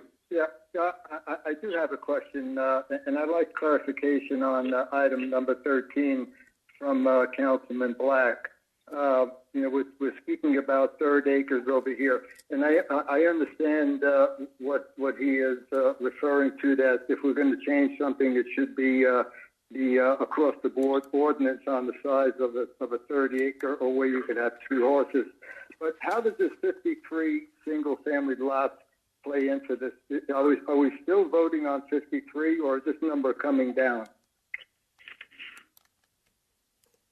It's coming down significantly. The 53 was what was denied at Planning Commission, and if that were being presented to us tonight, I would be voting to uphold the denial. But it's not 53, it's not 43, which was also teed up for tonight. It's actually third acre, 14,500 square foot rural preservation style lots, and so it's not 53, it's not 43. I don't know what the number is, but it's significantly less than that if you do the math. Okay, thank you, Councilman Black. That's what I needed to have clarified. Stephanie Allen, are you on the phone? How many, just for the councilman's sake, did you let him know how many lots you're talking about? I am here, Mayor. Okay. Thank you. Go ahead. Mayor, I'm here. We do not have an official site plan yet, but they're working on it. And should the council, my understanding is should the council approve the zoning tonight, we would come back with that site plan and an ordinance with the conditions that we've already proposed for everyone to review, the neighbors as well as the council. Okay, thank you very much. Councilor, any other comments or questions at this time before the chair takes a motion? Hearing none, we will close. I'm sorry, Councilman Barone? Yeah, no, yes, sir. Because I know, I remember years ago here, a prior county commissioner even got involved when there was one person who was upset because the fowl, the chickens from one of the neighbors was hopping the fence, I guess, and scratching the I don't know, I guess the gravel, the pea gravel in another neighbor's yard. And apparently, I myself, I'm cool with animals, chicken included, of course, and not just because they're tasty, but because I think they really add, to the rural preservation area. But the 1/3 acres they'll still be allowed to have just 100% clarification. They still will be able to allowed to have a rooster to wake you up in the morning. I know everybody loves that, me included, and or a duck, or if you wanted to have a little goat, kind of like I saw in the movie Ferdinand, right? To keep the larger animals, they will still be allowed. Besides the two, the one, possibly if we amend it to have 2 horses. Just double checking on that. The only reason why I say is because the last thing I don't want is to create a situation where you have one neighbor, pulling out the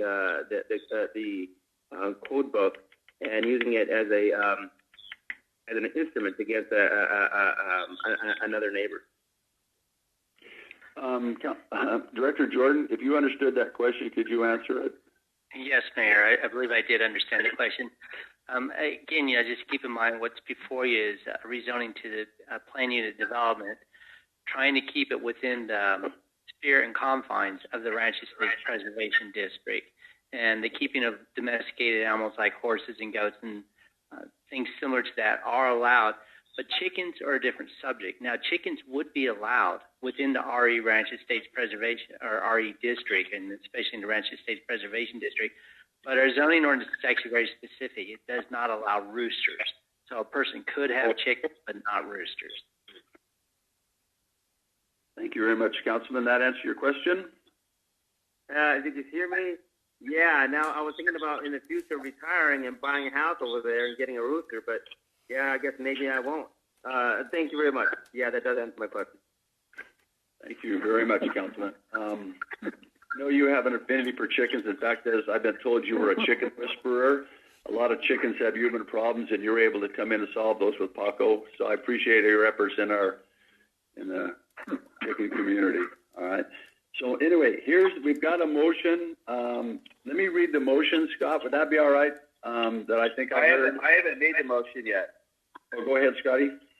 So would you like me to make the motion? I haven't made it yet. No, you mentioned that I forgot you hadn't made it, but you were going to do it now. So this is good. Okay, great. Okay. Really quick, before I make the motion, I just wanted to reassure the folks that I've interacted with from the neighborhood. I've followed this from the very beginning. We've all had differing opinions. We've gone back and forth. And since I followed it for 2 years, I'm not going to stop following it now. This is one step in the process. There are conditions that would need to be applicable should this pass. There are criteria that need to be maintained, and I'm going to follow it to the very end. So I just want you to know that and put that on the record. But having said that, I would like to make a motion to overturn the decision of the Planning Commission for ZN 15-2020. And I would also like, in connection with my motion, to direct the applicant to come back with a preliminary development plan. And this plan must reflect minimum lot sizes of 14,500 square feet or larger, with the elements such as the equestrian trail along the western portion. And there are other aspects of the equestrian trail for the staff to bring back an ordinance to the city council that gives us the ability to make sure that the appropriate conditions related to the ranch estates preservation are in place. That would be my motion, Mayor Lee. Thank you. We have a motion. Chair's going to call for a vote now. Lee, no.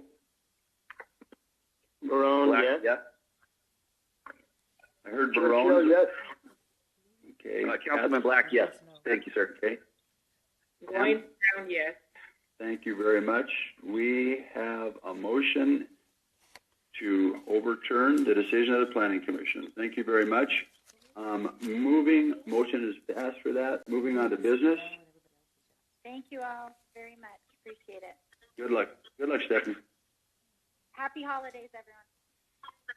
Item number 14, approved professional services agreement for educational support services with Nevada Action for Choice Access, DBA Nevada Action for School Options in the amount of $143,800. The Southern Nevada Urban Micro Academy in the form approved by the city attorney and authorized the city manager instead of need to execute the agreement. Mayor and Council, I just kind of wanted to quickly update you. As you all know, there was a press conference yesterday where we outlined, the mayor and Councilwoman Goins Brown outlined some of the successes of SNUMA. If you recall, well, everyone knows, 9 months ago when this pandemic set in, that you shared a vision with management to mitigate the health crisis now while also planning for the future and how to navigate the new normal. We took a strong role in the city of making sure that we were looking at all facets of how life would be affected by the pandemic, recognizing that there were many different things that were going on, not just with the crisis, but immediately it was also creating an economic crisis, which I'll talk about in the next item. And so it is also the case when it comes to our schools. What we've seen over the last 9 months is we've seen school district that's very focused on the health challenges that come with COVID, but have pretty well ignored the challenges of learning loss and the challenges of mental health that affected our students. In North Las Vegas, the mayor likes to say that when it's a problem within the corporate boundaries of North Las Vegas, it's our problem. We knew that our North Las Vegas kids were important and they needed to be watched during the pandemic. But we saw also that as CCSD switched to distance learning, we knew that that was a model that wasn't going to be effective for our students. Right away during the summer in multiple council meetings, we discussed the fact that when it comes to distance learning, there's not good data out there as far as how it would be successful with our community. And for example, despite the fact that our students, our North Las Vegas students make up 10% of Clark County's population, whenever North Las Vegas, whenever they switched to virtual learning, as we all know, there were a bunch of students that were lost. They call them the lost kids. And even though we're only 10% of the county's CCSD student population, we represented over a third of the lost kids that once they switched to the virtual learning in spring, no one knew where they went. They stopped attending classes, or they didn't log into distance learning on the first day of school this semester. And that was unacceptable. And we knew that we had to do something. And so we launched SNUMA. I said at the time that we launched it that was not something that we wanted to do. We were running a city during the pandemic, a health crisis and an economic crisis that we were going through, but we knew was coming on the future. And the last thing we want to do is start operating any kind of a school. We don't want to be a school district. But we also knew that something needed to be done. And we had a simple goal to create an innovative approach to education to reverse the harmful effect of learning loss that we believed our community was going to experience as a result of the pandemic. And quite frankly, a system that was really failing them, because the system was not, there was a disproportionate number of students in the city of North Las Vegas that were going to be adversely impacted by a virtual learning environment. And we knew that, and we understood that. And unfortunately, no one was really listening to us about it. We knew that when they turned off the lights in the classroom, that a disproportionate number of students in the city of North Las Vegas were not going to have the same ability to turn on Wi-Fi and turn on computers and join a virtual classroom. We knew they were going to be left behind, and the numbers showed it after they turned off the lights in the classroom. And so I am very proud of the team. I'm proud of the relationship that we created with Nevada Action as far as the outcomes that we've seen when it comes to SNUMA. The data shows that it's successful. It also shows what many other countries have demonstrated, and what I believe every county in the state of Nevada, except for Clark County, have shown, is that you can open schools safely. We did not have a single incident of COVID at SNUMA because we followed health district and CDC protocols, and it worked out wonderfully. I mean, knock on wood, but it worked out fine. We knew that whenever the New York City with 1.2 million students could reopen schools with 75,000 teachers and only have a few incidences of COVID, that it's something that we could manage here in Clark County. But with a school system that was unwilling to do it, we took the bull by the horns and went to find a solution to help as many kids as we could. And I think the data is very powerful, that shows that our students are coming in far behind CCSD peers, but also that they made amazing progress in a relatively short amount of time. If you look at some of the key data points, over 76% of our kids entered in SNUMA at below grade level in reading. Some were several levels below grade level. And just after 4 months, now 62% are at or above their grade level. An even more astonishing turnaround is 93% of the students that came in to SNUMA tested below level in math. And I'm happy to report to you that now a full 100% of those students are working on material that is at or above grade level. This is a absolutely 180. And it's hard to narrow down all the highlights, but look at grade 3. It's one group that really stands out. 71% came in below grade level. Now 42% are at grade level, and 28% are above grade level. In math, 71% were below grade level. But with today, 57% are working at grade level, and 43% are above grade level. This is the norm rather than the exception. To see kids who have made it at least a full grade progress in their initial assessment over the course of the first semester is quite astonishing. I think that Councilwoman Goins-Brown summarized it great yesterday when she said, they asked her one word and she said wonderful. The progress has been wonderful. I want to thank Councilwoman Goins-Brown for the job that she's done in orienting staff and guiding us for insight and expertise as we've done what we can to provide an opportunity for kids we knew were going to be left behind. We've been able to prove that in-person education works during a pandemic, similar to what most other states and every county in the state of Nevada, except for Clark County, has shown. And this makes sure that our kids aren't falling farther behind. This is an investment in our children, is perhaps one of the best ones that we can make. I think we've been a model in the region. This has been a model in the region and in the state, possibly the country, in spending CARES dollars in ways that directly address the challenges that are created by the pandemic. We've tried to go, and whether it's help businesses, whether it's help people rent, whether it's help students, we've tried to make sure that we're investing those relief dollars in ways that are providing relief, because the normal life, jobs, rent, things that have been directly impacted by COVID, but for COVID, that we wouldn't need the relief dollars.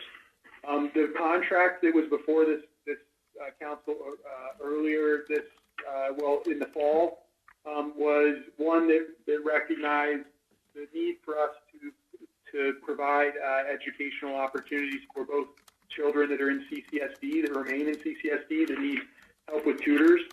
The contract for you today, it also helps expand SNUMA so that we can reach out to more kids and families that now are recognizing that there's probably going to be another semester of learning loss. And this allows us to go and work with principals again and work with stakeholders to try and identify more children that are in harm's way, quite frankly, because of the decisions of adults, and doing all that we can to make sure that we can capture those young minds and bring them into a program where they can be successful and won't experience any more learning loss. We're also very concerned, as we've seen and it has been reported, that the disproportionate number of completed suicides and attempted suicides have been in North Las Vegas, that we need to do something about that. And kids need school, they need opportunities to be around their peers. So that's what the contract is before you all today. Some of the points that I wanted to make on this presentation, and if you have any questions.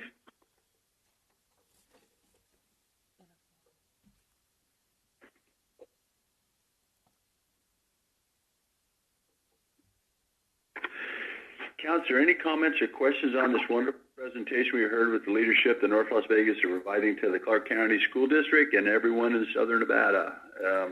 City manager's done a fine job with Councilwoman Goins-Brown, and I just want to know if you have any comments or questions on this. Yes, Mayor. I'm sorry. I will defer to the council. Yeah, Ms. Goins-Brown, go ahead. Thank you, Mr. City Manager, for that great presentation. I'd just like to reiterate how proud we are of the efforts that we are seeing coming out of SNUMA and all of the hard work for all of our stakeholders that are involved. Today, Don and I had the pleasure of being on the Zoom update for the West Las Vegas Promise Neighborhood Initiative. I'm on the education pillar, and our goal is to identify schools in Las Vegas and North Las Vegas that would benefit from extra help. And we've always presented what North Las Vegas has done, have gotten very favorable remarks both online and email. And I was just also tickled today because I did receive an email from a textbook company wanting to know, what we're doing in North Las Vegas and how they can help to boost what we're already doing. And I kindly thanked them to say that, thank you for contacting me, but we are good. What we are doing is really working. And I think the thing now is just pushing forward, and it's going to get better from here. And so the press conference got a lot of compliments on that as well. A lot of people saw our press conference and read about it. So I think SEMA is here to stay. At least I hope it is. And as long as we can do what we continue to do in that safety first and foremost in our mind, and I'm so thrilled that we haven't had any issues with protecting our kids at the same time we're seeing such tremendous accident growth. Thank you, Mayor. Thank you very much. Stand by for questions if we have any, Pam, you and the city manager. Councilman Barone. Yes, Mayor. Thank you very much. Actually, and of course, I want to thank. I'm very happy that our colleague, retired assistant principal Pamela Goins Brown, is able to put input.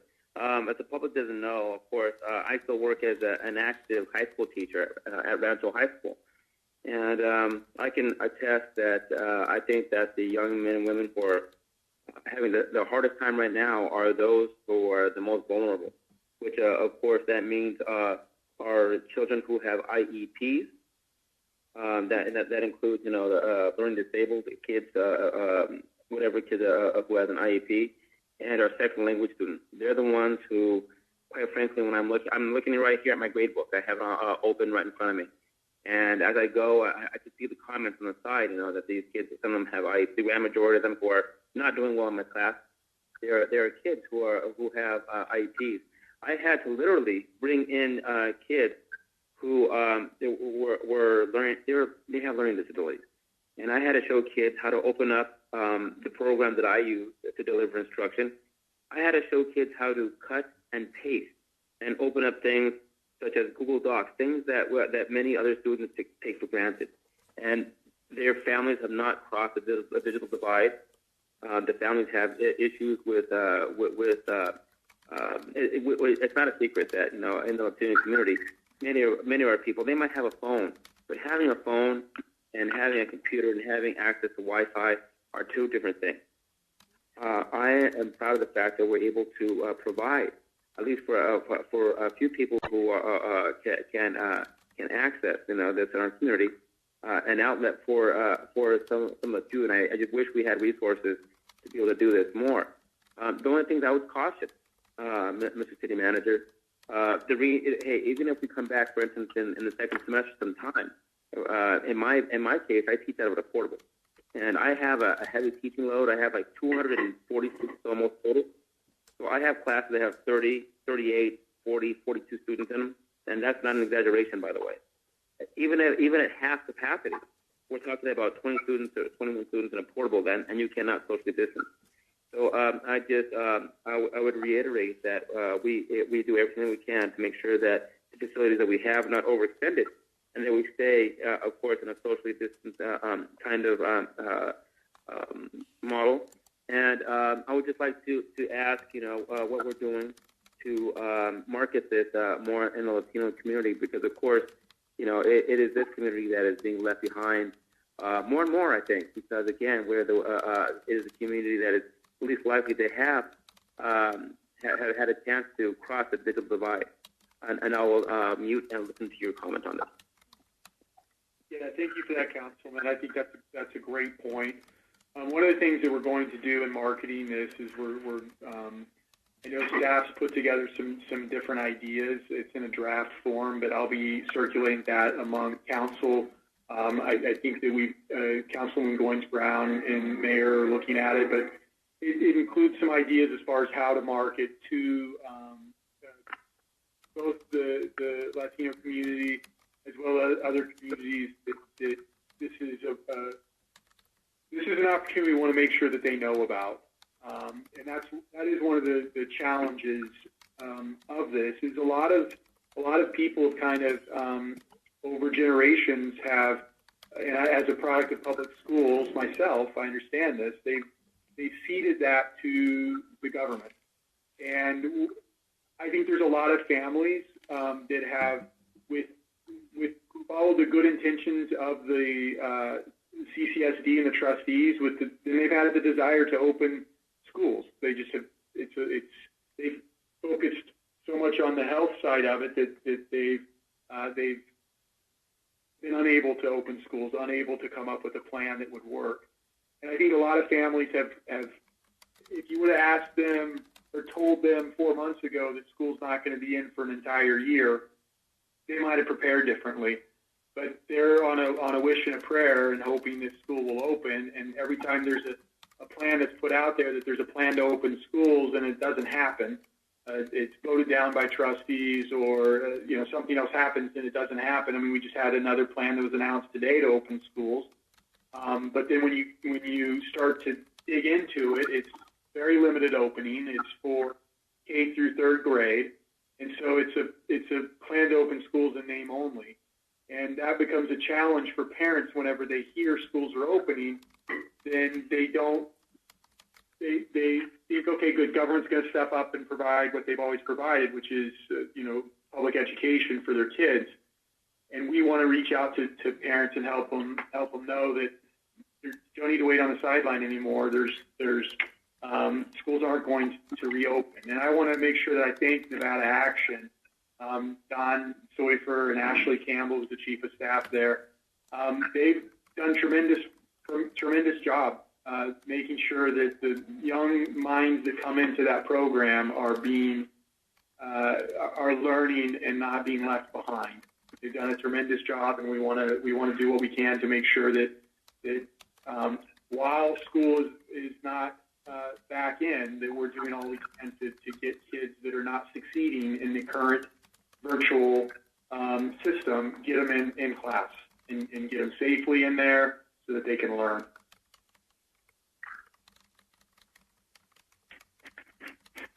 Thank you very much. Councilman Black or Churchio, do you have any questions before we take a vote on this? Mayor, go ahead, Councilman. Sorry. No, Councilman Churchill, my only comment is that, and I've said it many times before, it's a privilege to be on a council here where we focus more on the conditions of our residents, and in this particular case, our children, because they're our future. And the assets that we have, whether they from the CARES Fund or whatever we could allocate, is used in a very, very positive manner. So let me just state that besides that, I appreciate the hard work of our city manager and staff, and of course, my colleague, Councilwoman Pamela Goins-Brown. That's all I want to say, Mayor. Thank you. Thank you very much. I didn't hear who the next person was. This is Scott Black. Real briefly, I just wanted to say, as I listened to the amazing work that's being done and the bold efforts that we put into this, I realized we didn't have to do this, but we were compelled to do it because we saw a drastic need in our community of children in North Las Vegas that were being left behind. So I just wanted to applaud Pam and the staff and all the folks involved in this. My wife, she's a resource aide for a North Las Vegas elementary school, and she works with the kindergarten and first graders with IEPs. I sit in my home office and listen to her convert our middle room into a classroom, and she pours her heart into connecting with these children. But with their difficulties that they have, it is so hard to make any headway through a screen, especially when they may or may not have the support at home. And so the more kids that we can get involved in this from North Las Vegas, the better, because we can't leave these kids behind. So I just want to say how grateful I am for the efforts. Thank you very much. Any other comments or questions? If not, the chair will take a motion to approve the agreement. Mayor, I'll be happy to make a motion to approve the agreement. We have a motion from Councilwoman Goins-Brown. Lee, aye. Barone, yes. Black, yes. Churchill, yes. Goins-Brown, yes. It's unanimous. Thank you, Mr. City Manager. Keep up the good work. Thank you. It's a value to our community. Item number 15, approved transfer from the general fund in the amount not to exceed $14 million to the Financial Stabilization Fund, Fund 267, to protect the city against reduced services in the event of an economic decline for fiscal year 2021 for possible action. We're 9 months into this global pandemic. We knew at the very beginning that this was something that was going to create both a health crisis as well as an economic crisis. The original projections that I shared several times with council were that there was going to be about $107 million. There was going to be a shortfall. That's what the trend looked like over a 3-year period. Fortunately, revised projections have improved significantly, so that's now at around $68 million. And even though it's better than $107 million, it's still $68 million short. So we're better, but that still is.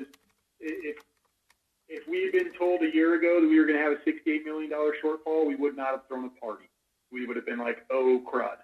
So it's better than 107, but it's still $68 million shortfall. C-tax revenues, they've exceeded these original projections from business closures. They lifted sooner than expected.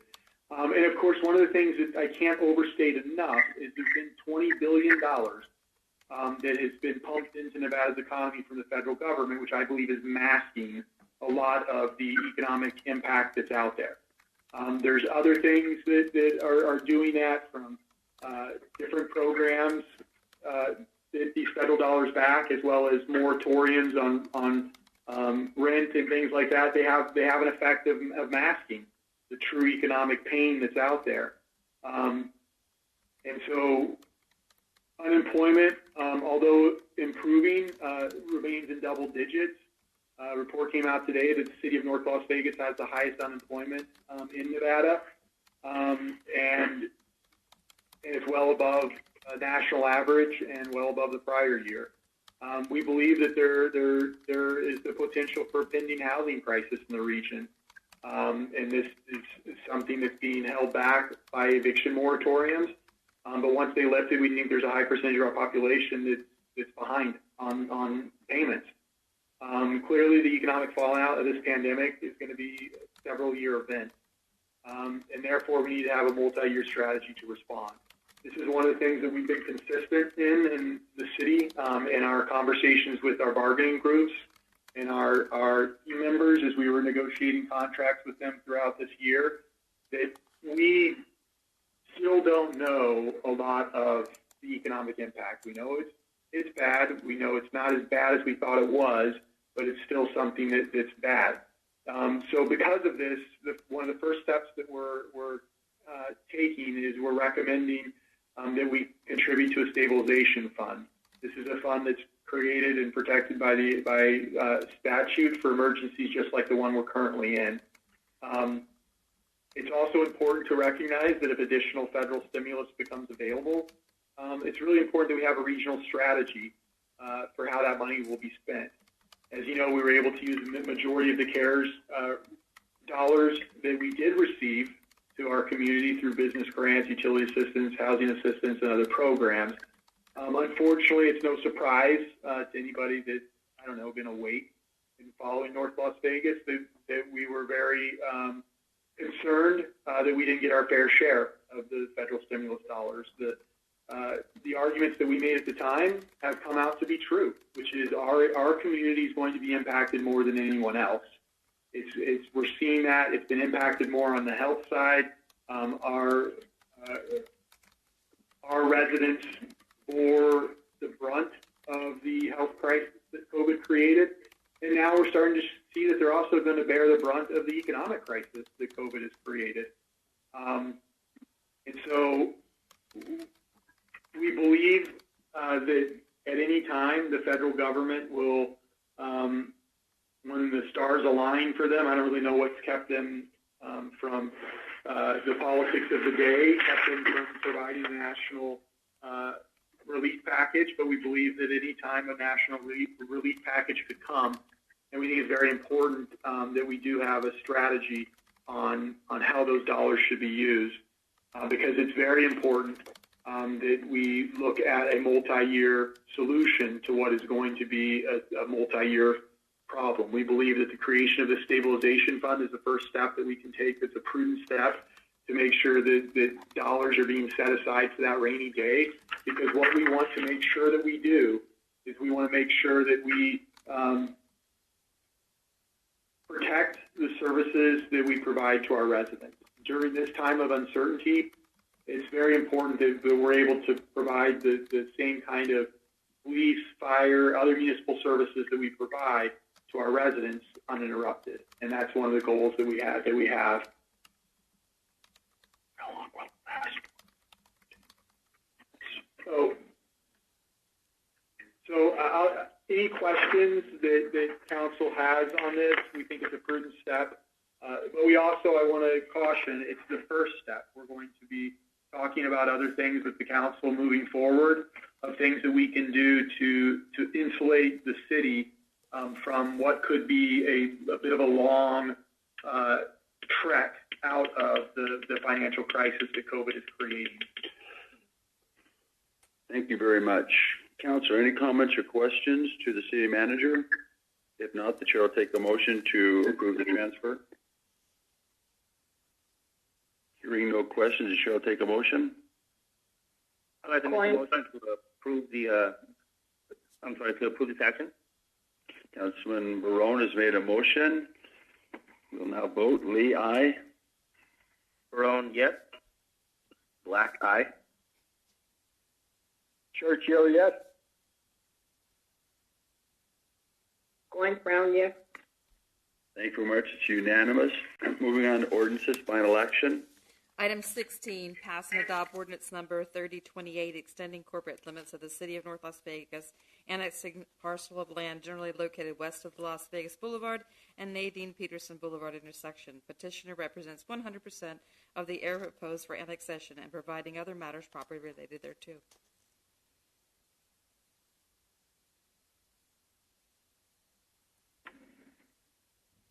Thank you very much. Chair will call a motion to pass and adopt ordinance number 3028. Mayor, I do believe that I could be wrong, but I do believe there's another addition to Ward 1, right? Yes, this is, I think, a West End Adams piece of property that he's working on right now that he's bringing into your district. In that case, I make an enthusiastic motion to approve. We have a motion. Any comments, questions? Hearing none, we'll go ahead and vote. Lee, aye. Barone, yes. Black, aye. Churchill, yes.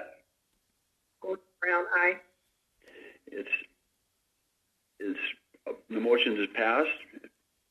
We are moving on to 17. Item 17, pass and adopt ordinance number 3038, amending Chapter 13.24 of the Municipal Code to make various changes relative to definitions and fees and provide for other matters properly related thereto. Thank you. Councilor, any comments or questions? If not, the chair will take a motion.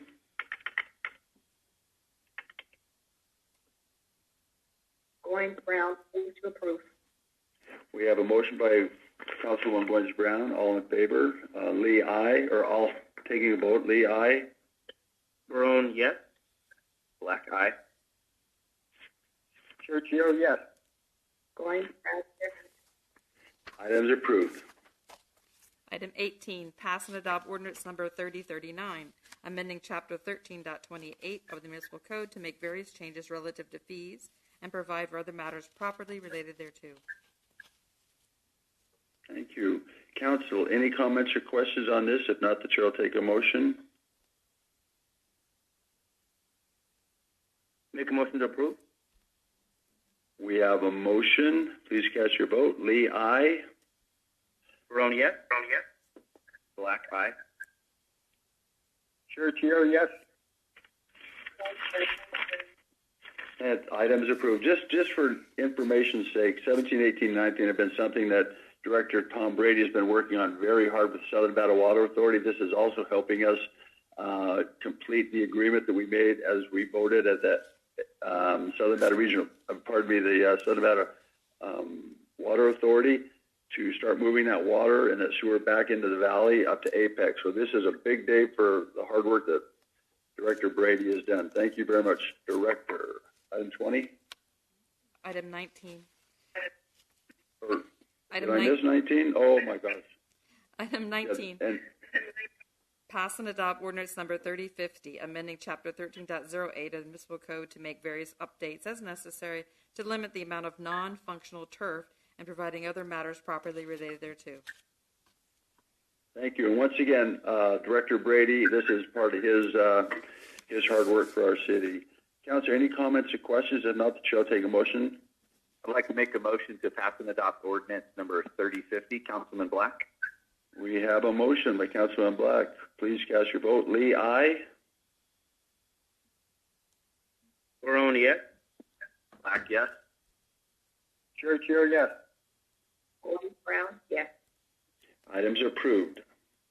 Item 20. Item 20, pass and adopt ordinance number 3053 to repeal and replace Title VI of the Municipal Code and to repeal ordinance numbers 2417, 2418, 2522, 2528, 2716, 2717, 2754, 2798, and 2929 to provide for the transfer of impounded animals owned or possessed by arrested and detained persons, to provide for the criminalization of animal neglect, to require adequate shelter for animals kept outdoors, to require shading and secondary cooling when the temperature is expected to rise above a certain level, and providing for other matters properly relating thereto.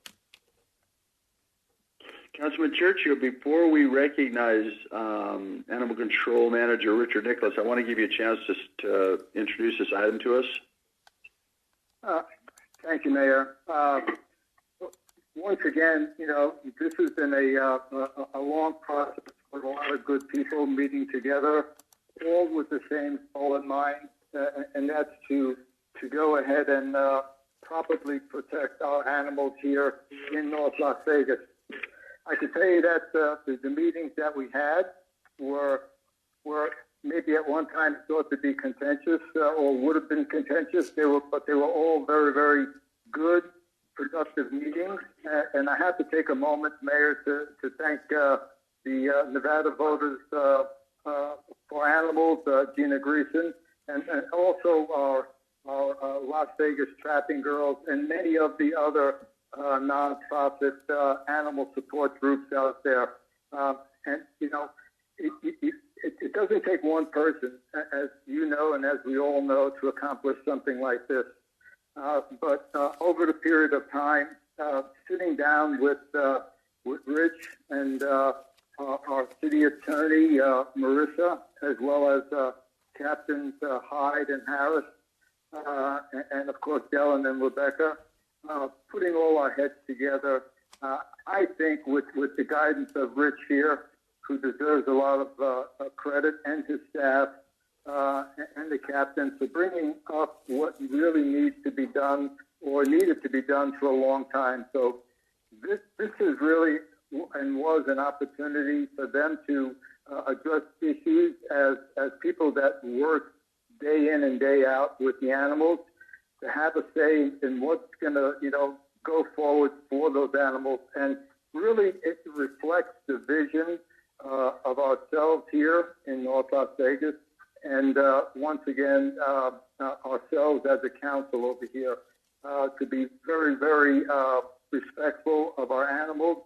And with this, I'm sure there's going to be an educational portion that will follow. And I just hope that my fellow council members, agree to these changes as someone would call, you kind of crawl before you walk and walk before you run. I think this is the beginning of doing a lot of very, very good things for our community, not only for the people that live here, but also for the animals that they love, and I'm one of them. Thank you, Mayor. Thank you very much. Well, you've introduced Richard of sorts. Richard, are you there? Yes, I am, Mayor. Well, you've got a great recommendation from the city councilman, and we'd like to give this presentation right now. Could you go ahead and start it? Yes, sir. Thank you, Mayor and Council. I am Richard Nichols, the North Las Vegas Animal Control Manager. I am grateful to all of you for allowing me to present my presentation to you this evening. There were many city team members that met countless times over the last several months with me, in which I am very appreciative. With no further, allow me to present. City of North Las Vegas Animal Protection Services, name change, Title VI, repeal and replace. Next slide. Summary of revisions. City of North Las Vegas staff recommends amending portions of Title VI of the Municipal Code in order to better protect the health, safety, and welfare of animals in our community, ensure compliance with the Nevada Revised Statute. Next slide. Proposed name change from Animal Control Division to Animal Protection Services. Next slide. Amend Section 608060 to require impounded dogs, cats, potbelly pigs, ferrets, and rabbits to be microchipped before being released. Next slide. Amend Section 608070 to provide that animals that have been impounded for Title VI violations other than cruelty be deemed abandoned if they remain unclaimed by an owner after 72 hours of being impounded. Next slide. Add Section 6.08.075 provides a mechanism to transfer impounded animals owned or possessed by an arrested or detained person and recovery of costs of care. Next slide. Add Chapter 6.09, General Welfare Neglect. Deems it unlawful for any person who has the care, custody, or possession of an animal to refuse or fail to provide food, water, or veterinary care for illness, injury, disease, or infirmity. Requires that animals kept outdoors be provided adequate shelter. Requires that animals kept outdoors be provided shade when the temperature is expected to rise above 85 degrees Fahrenheit. Requires a secondary cooling mechanism when the temperature is expected to rise above 105 degrees Fahrenheit. Next slide. Add Chapter 6.11, Nuisance. Establishes that roosting or lingering wild pigeons are considered a public nuisance because of the health hazard they pose.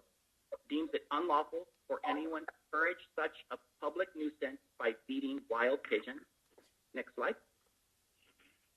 Amend Section 6.12.020 to revise the definition of animal cruelty to include failure to provide shade, shelter, shade, or the veterinary attention needed to prevent protracted suffering. Next slide. Amend Section 6.12.070, tethering, to prohibit using a tether, chain, tie, or other device that places a dog in unsafe or unsanitary conditions. To prohibit using a tether, tie, or similar item that does not permit the dog access to food, water, shade, dry ground, or shelter. To reduce the number of hours that a dog may be tethered from no more than 14 hours during a 24-hour period to no more than 10 hours during a 24-hour period. Next slide.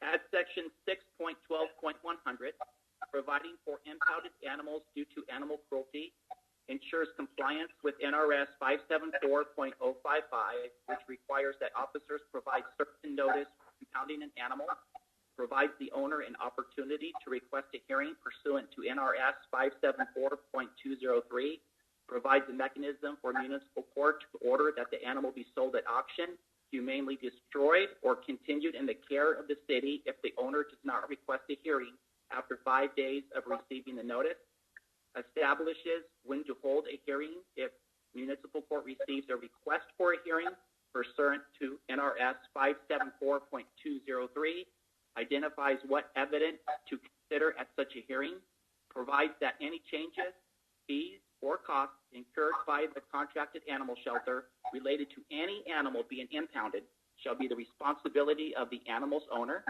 Next slide, please. Add Section 6.12.110, provides a mechanism to request a hearing when an animal is impounded and its owner or caretaker is lawfully arrested for violations of NRS 574.070 or 574.100. Next slide.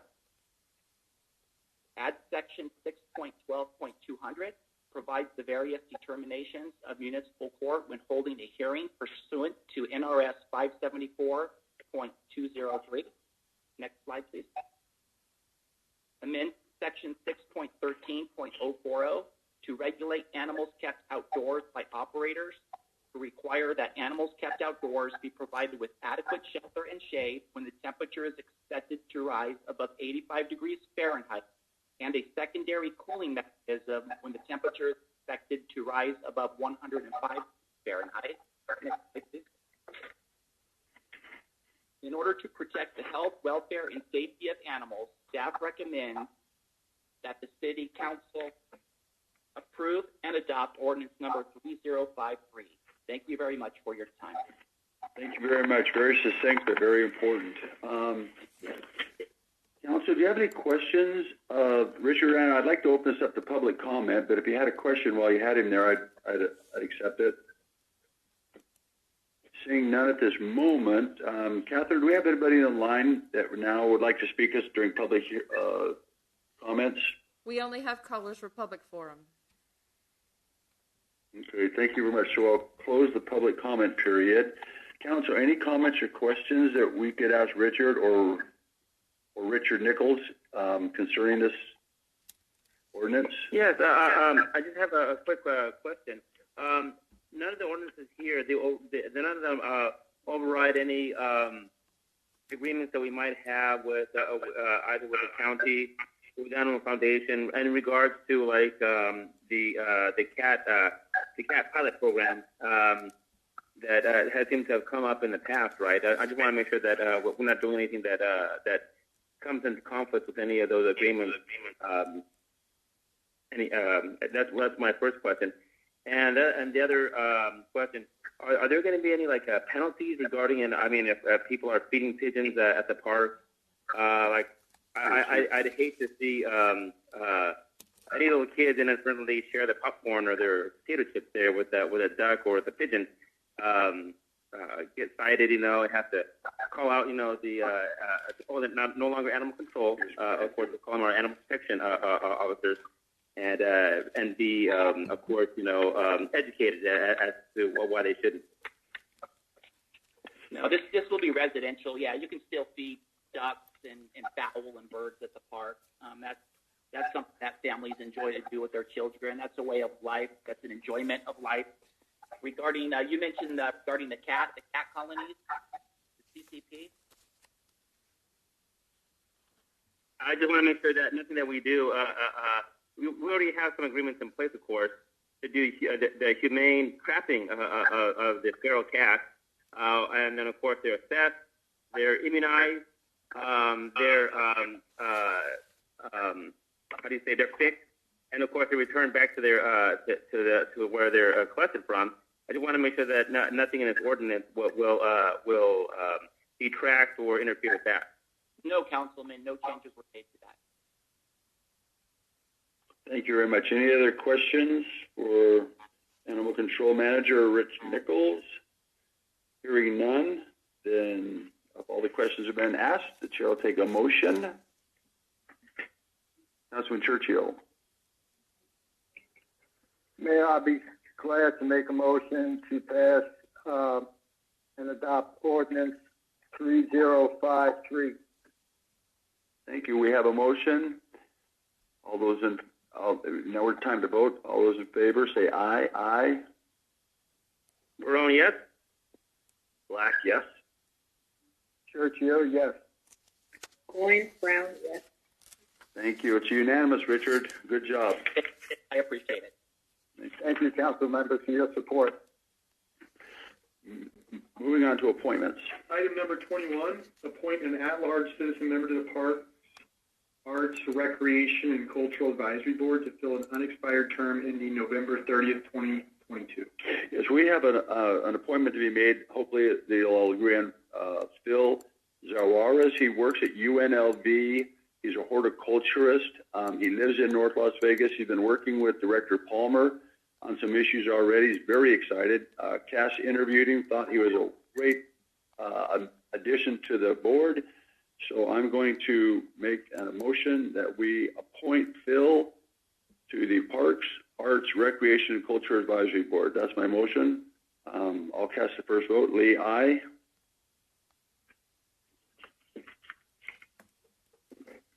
Black, yes. Churchill, yes. Goins Brown, yes. And Barone, yes. It's unanimous. Thank you very much. We will welcome Bill to the board tomorrow.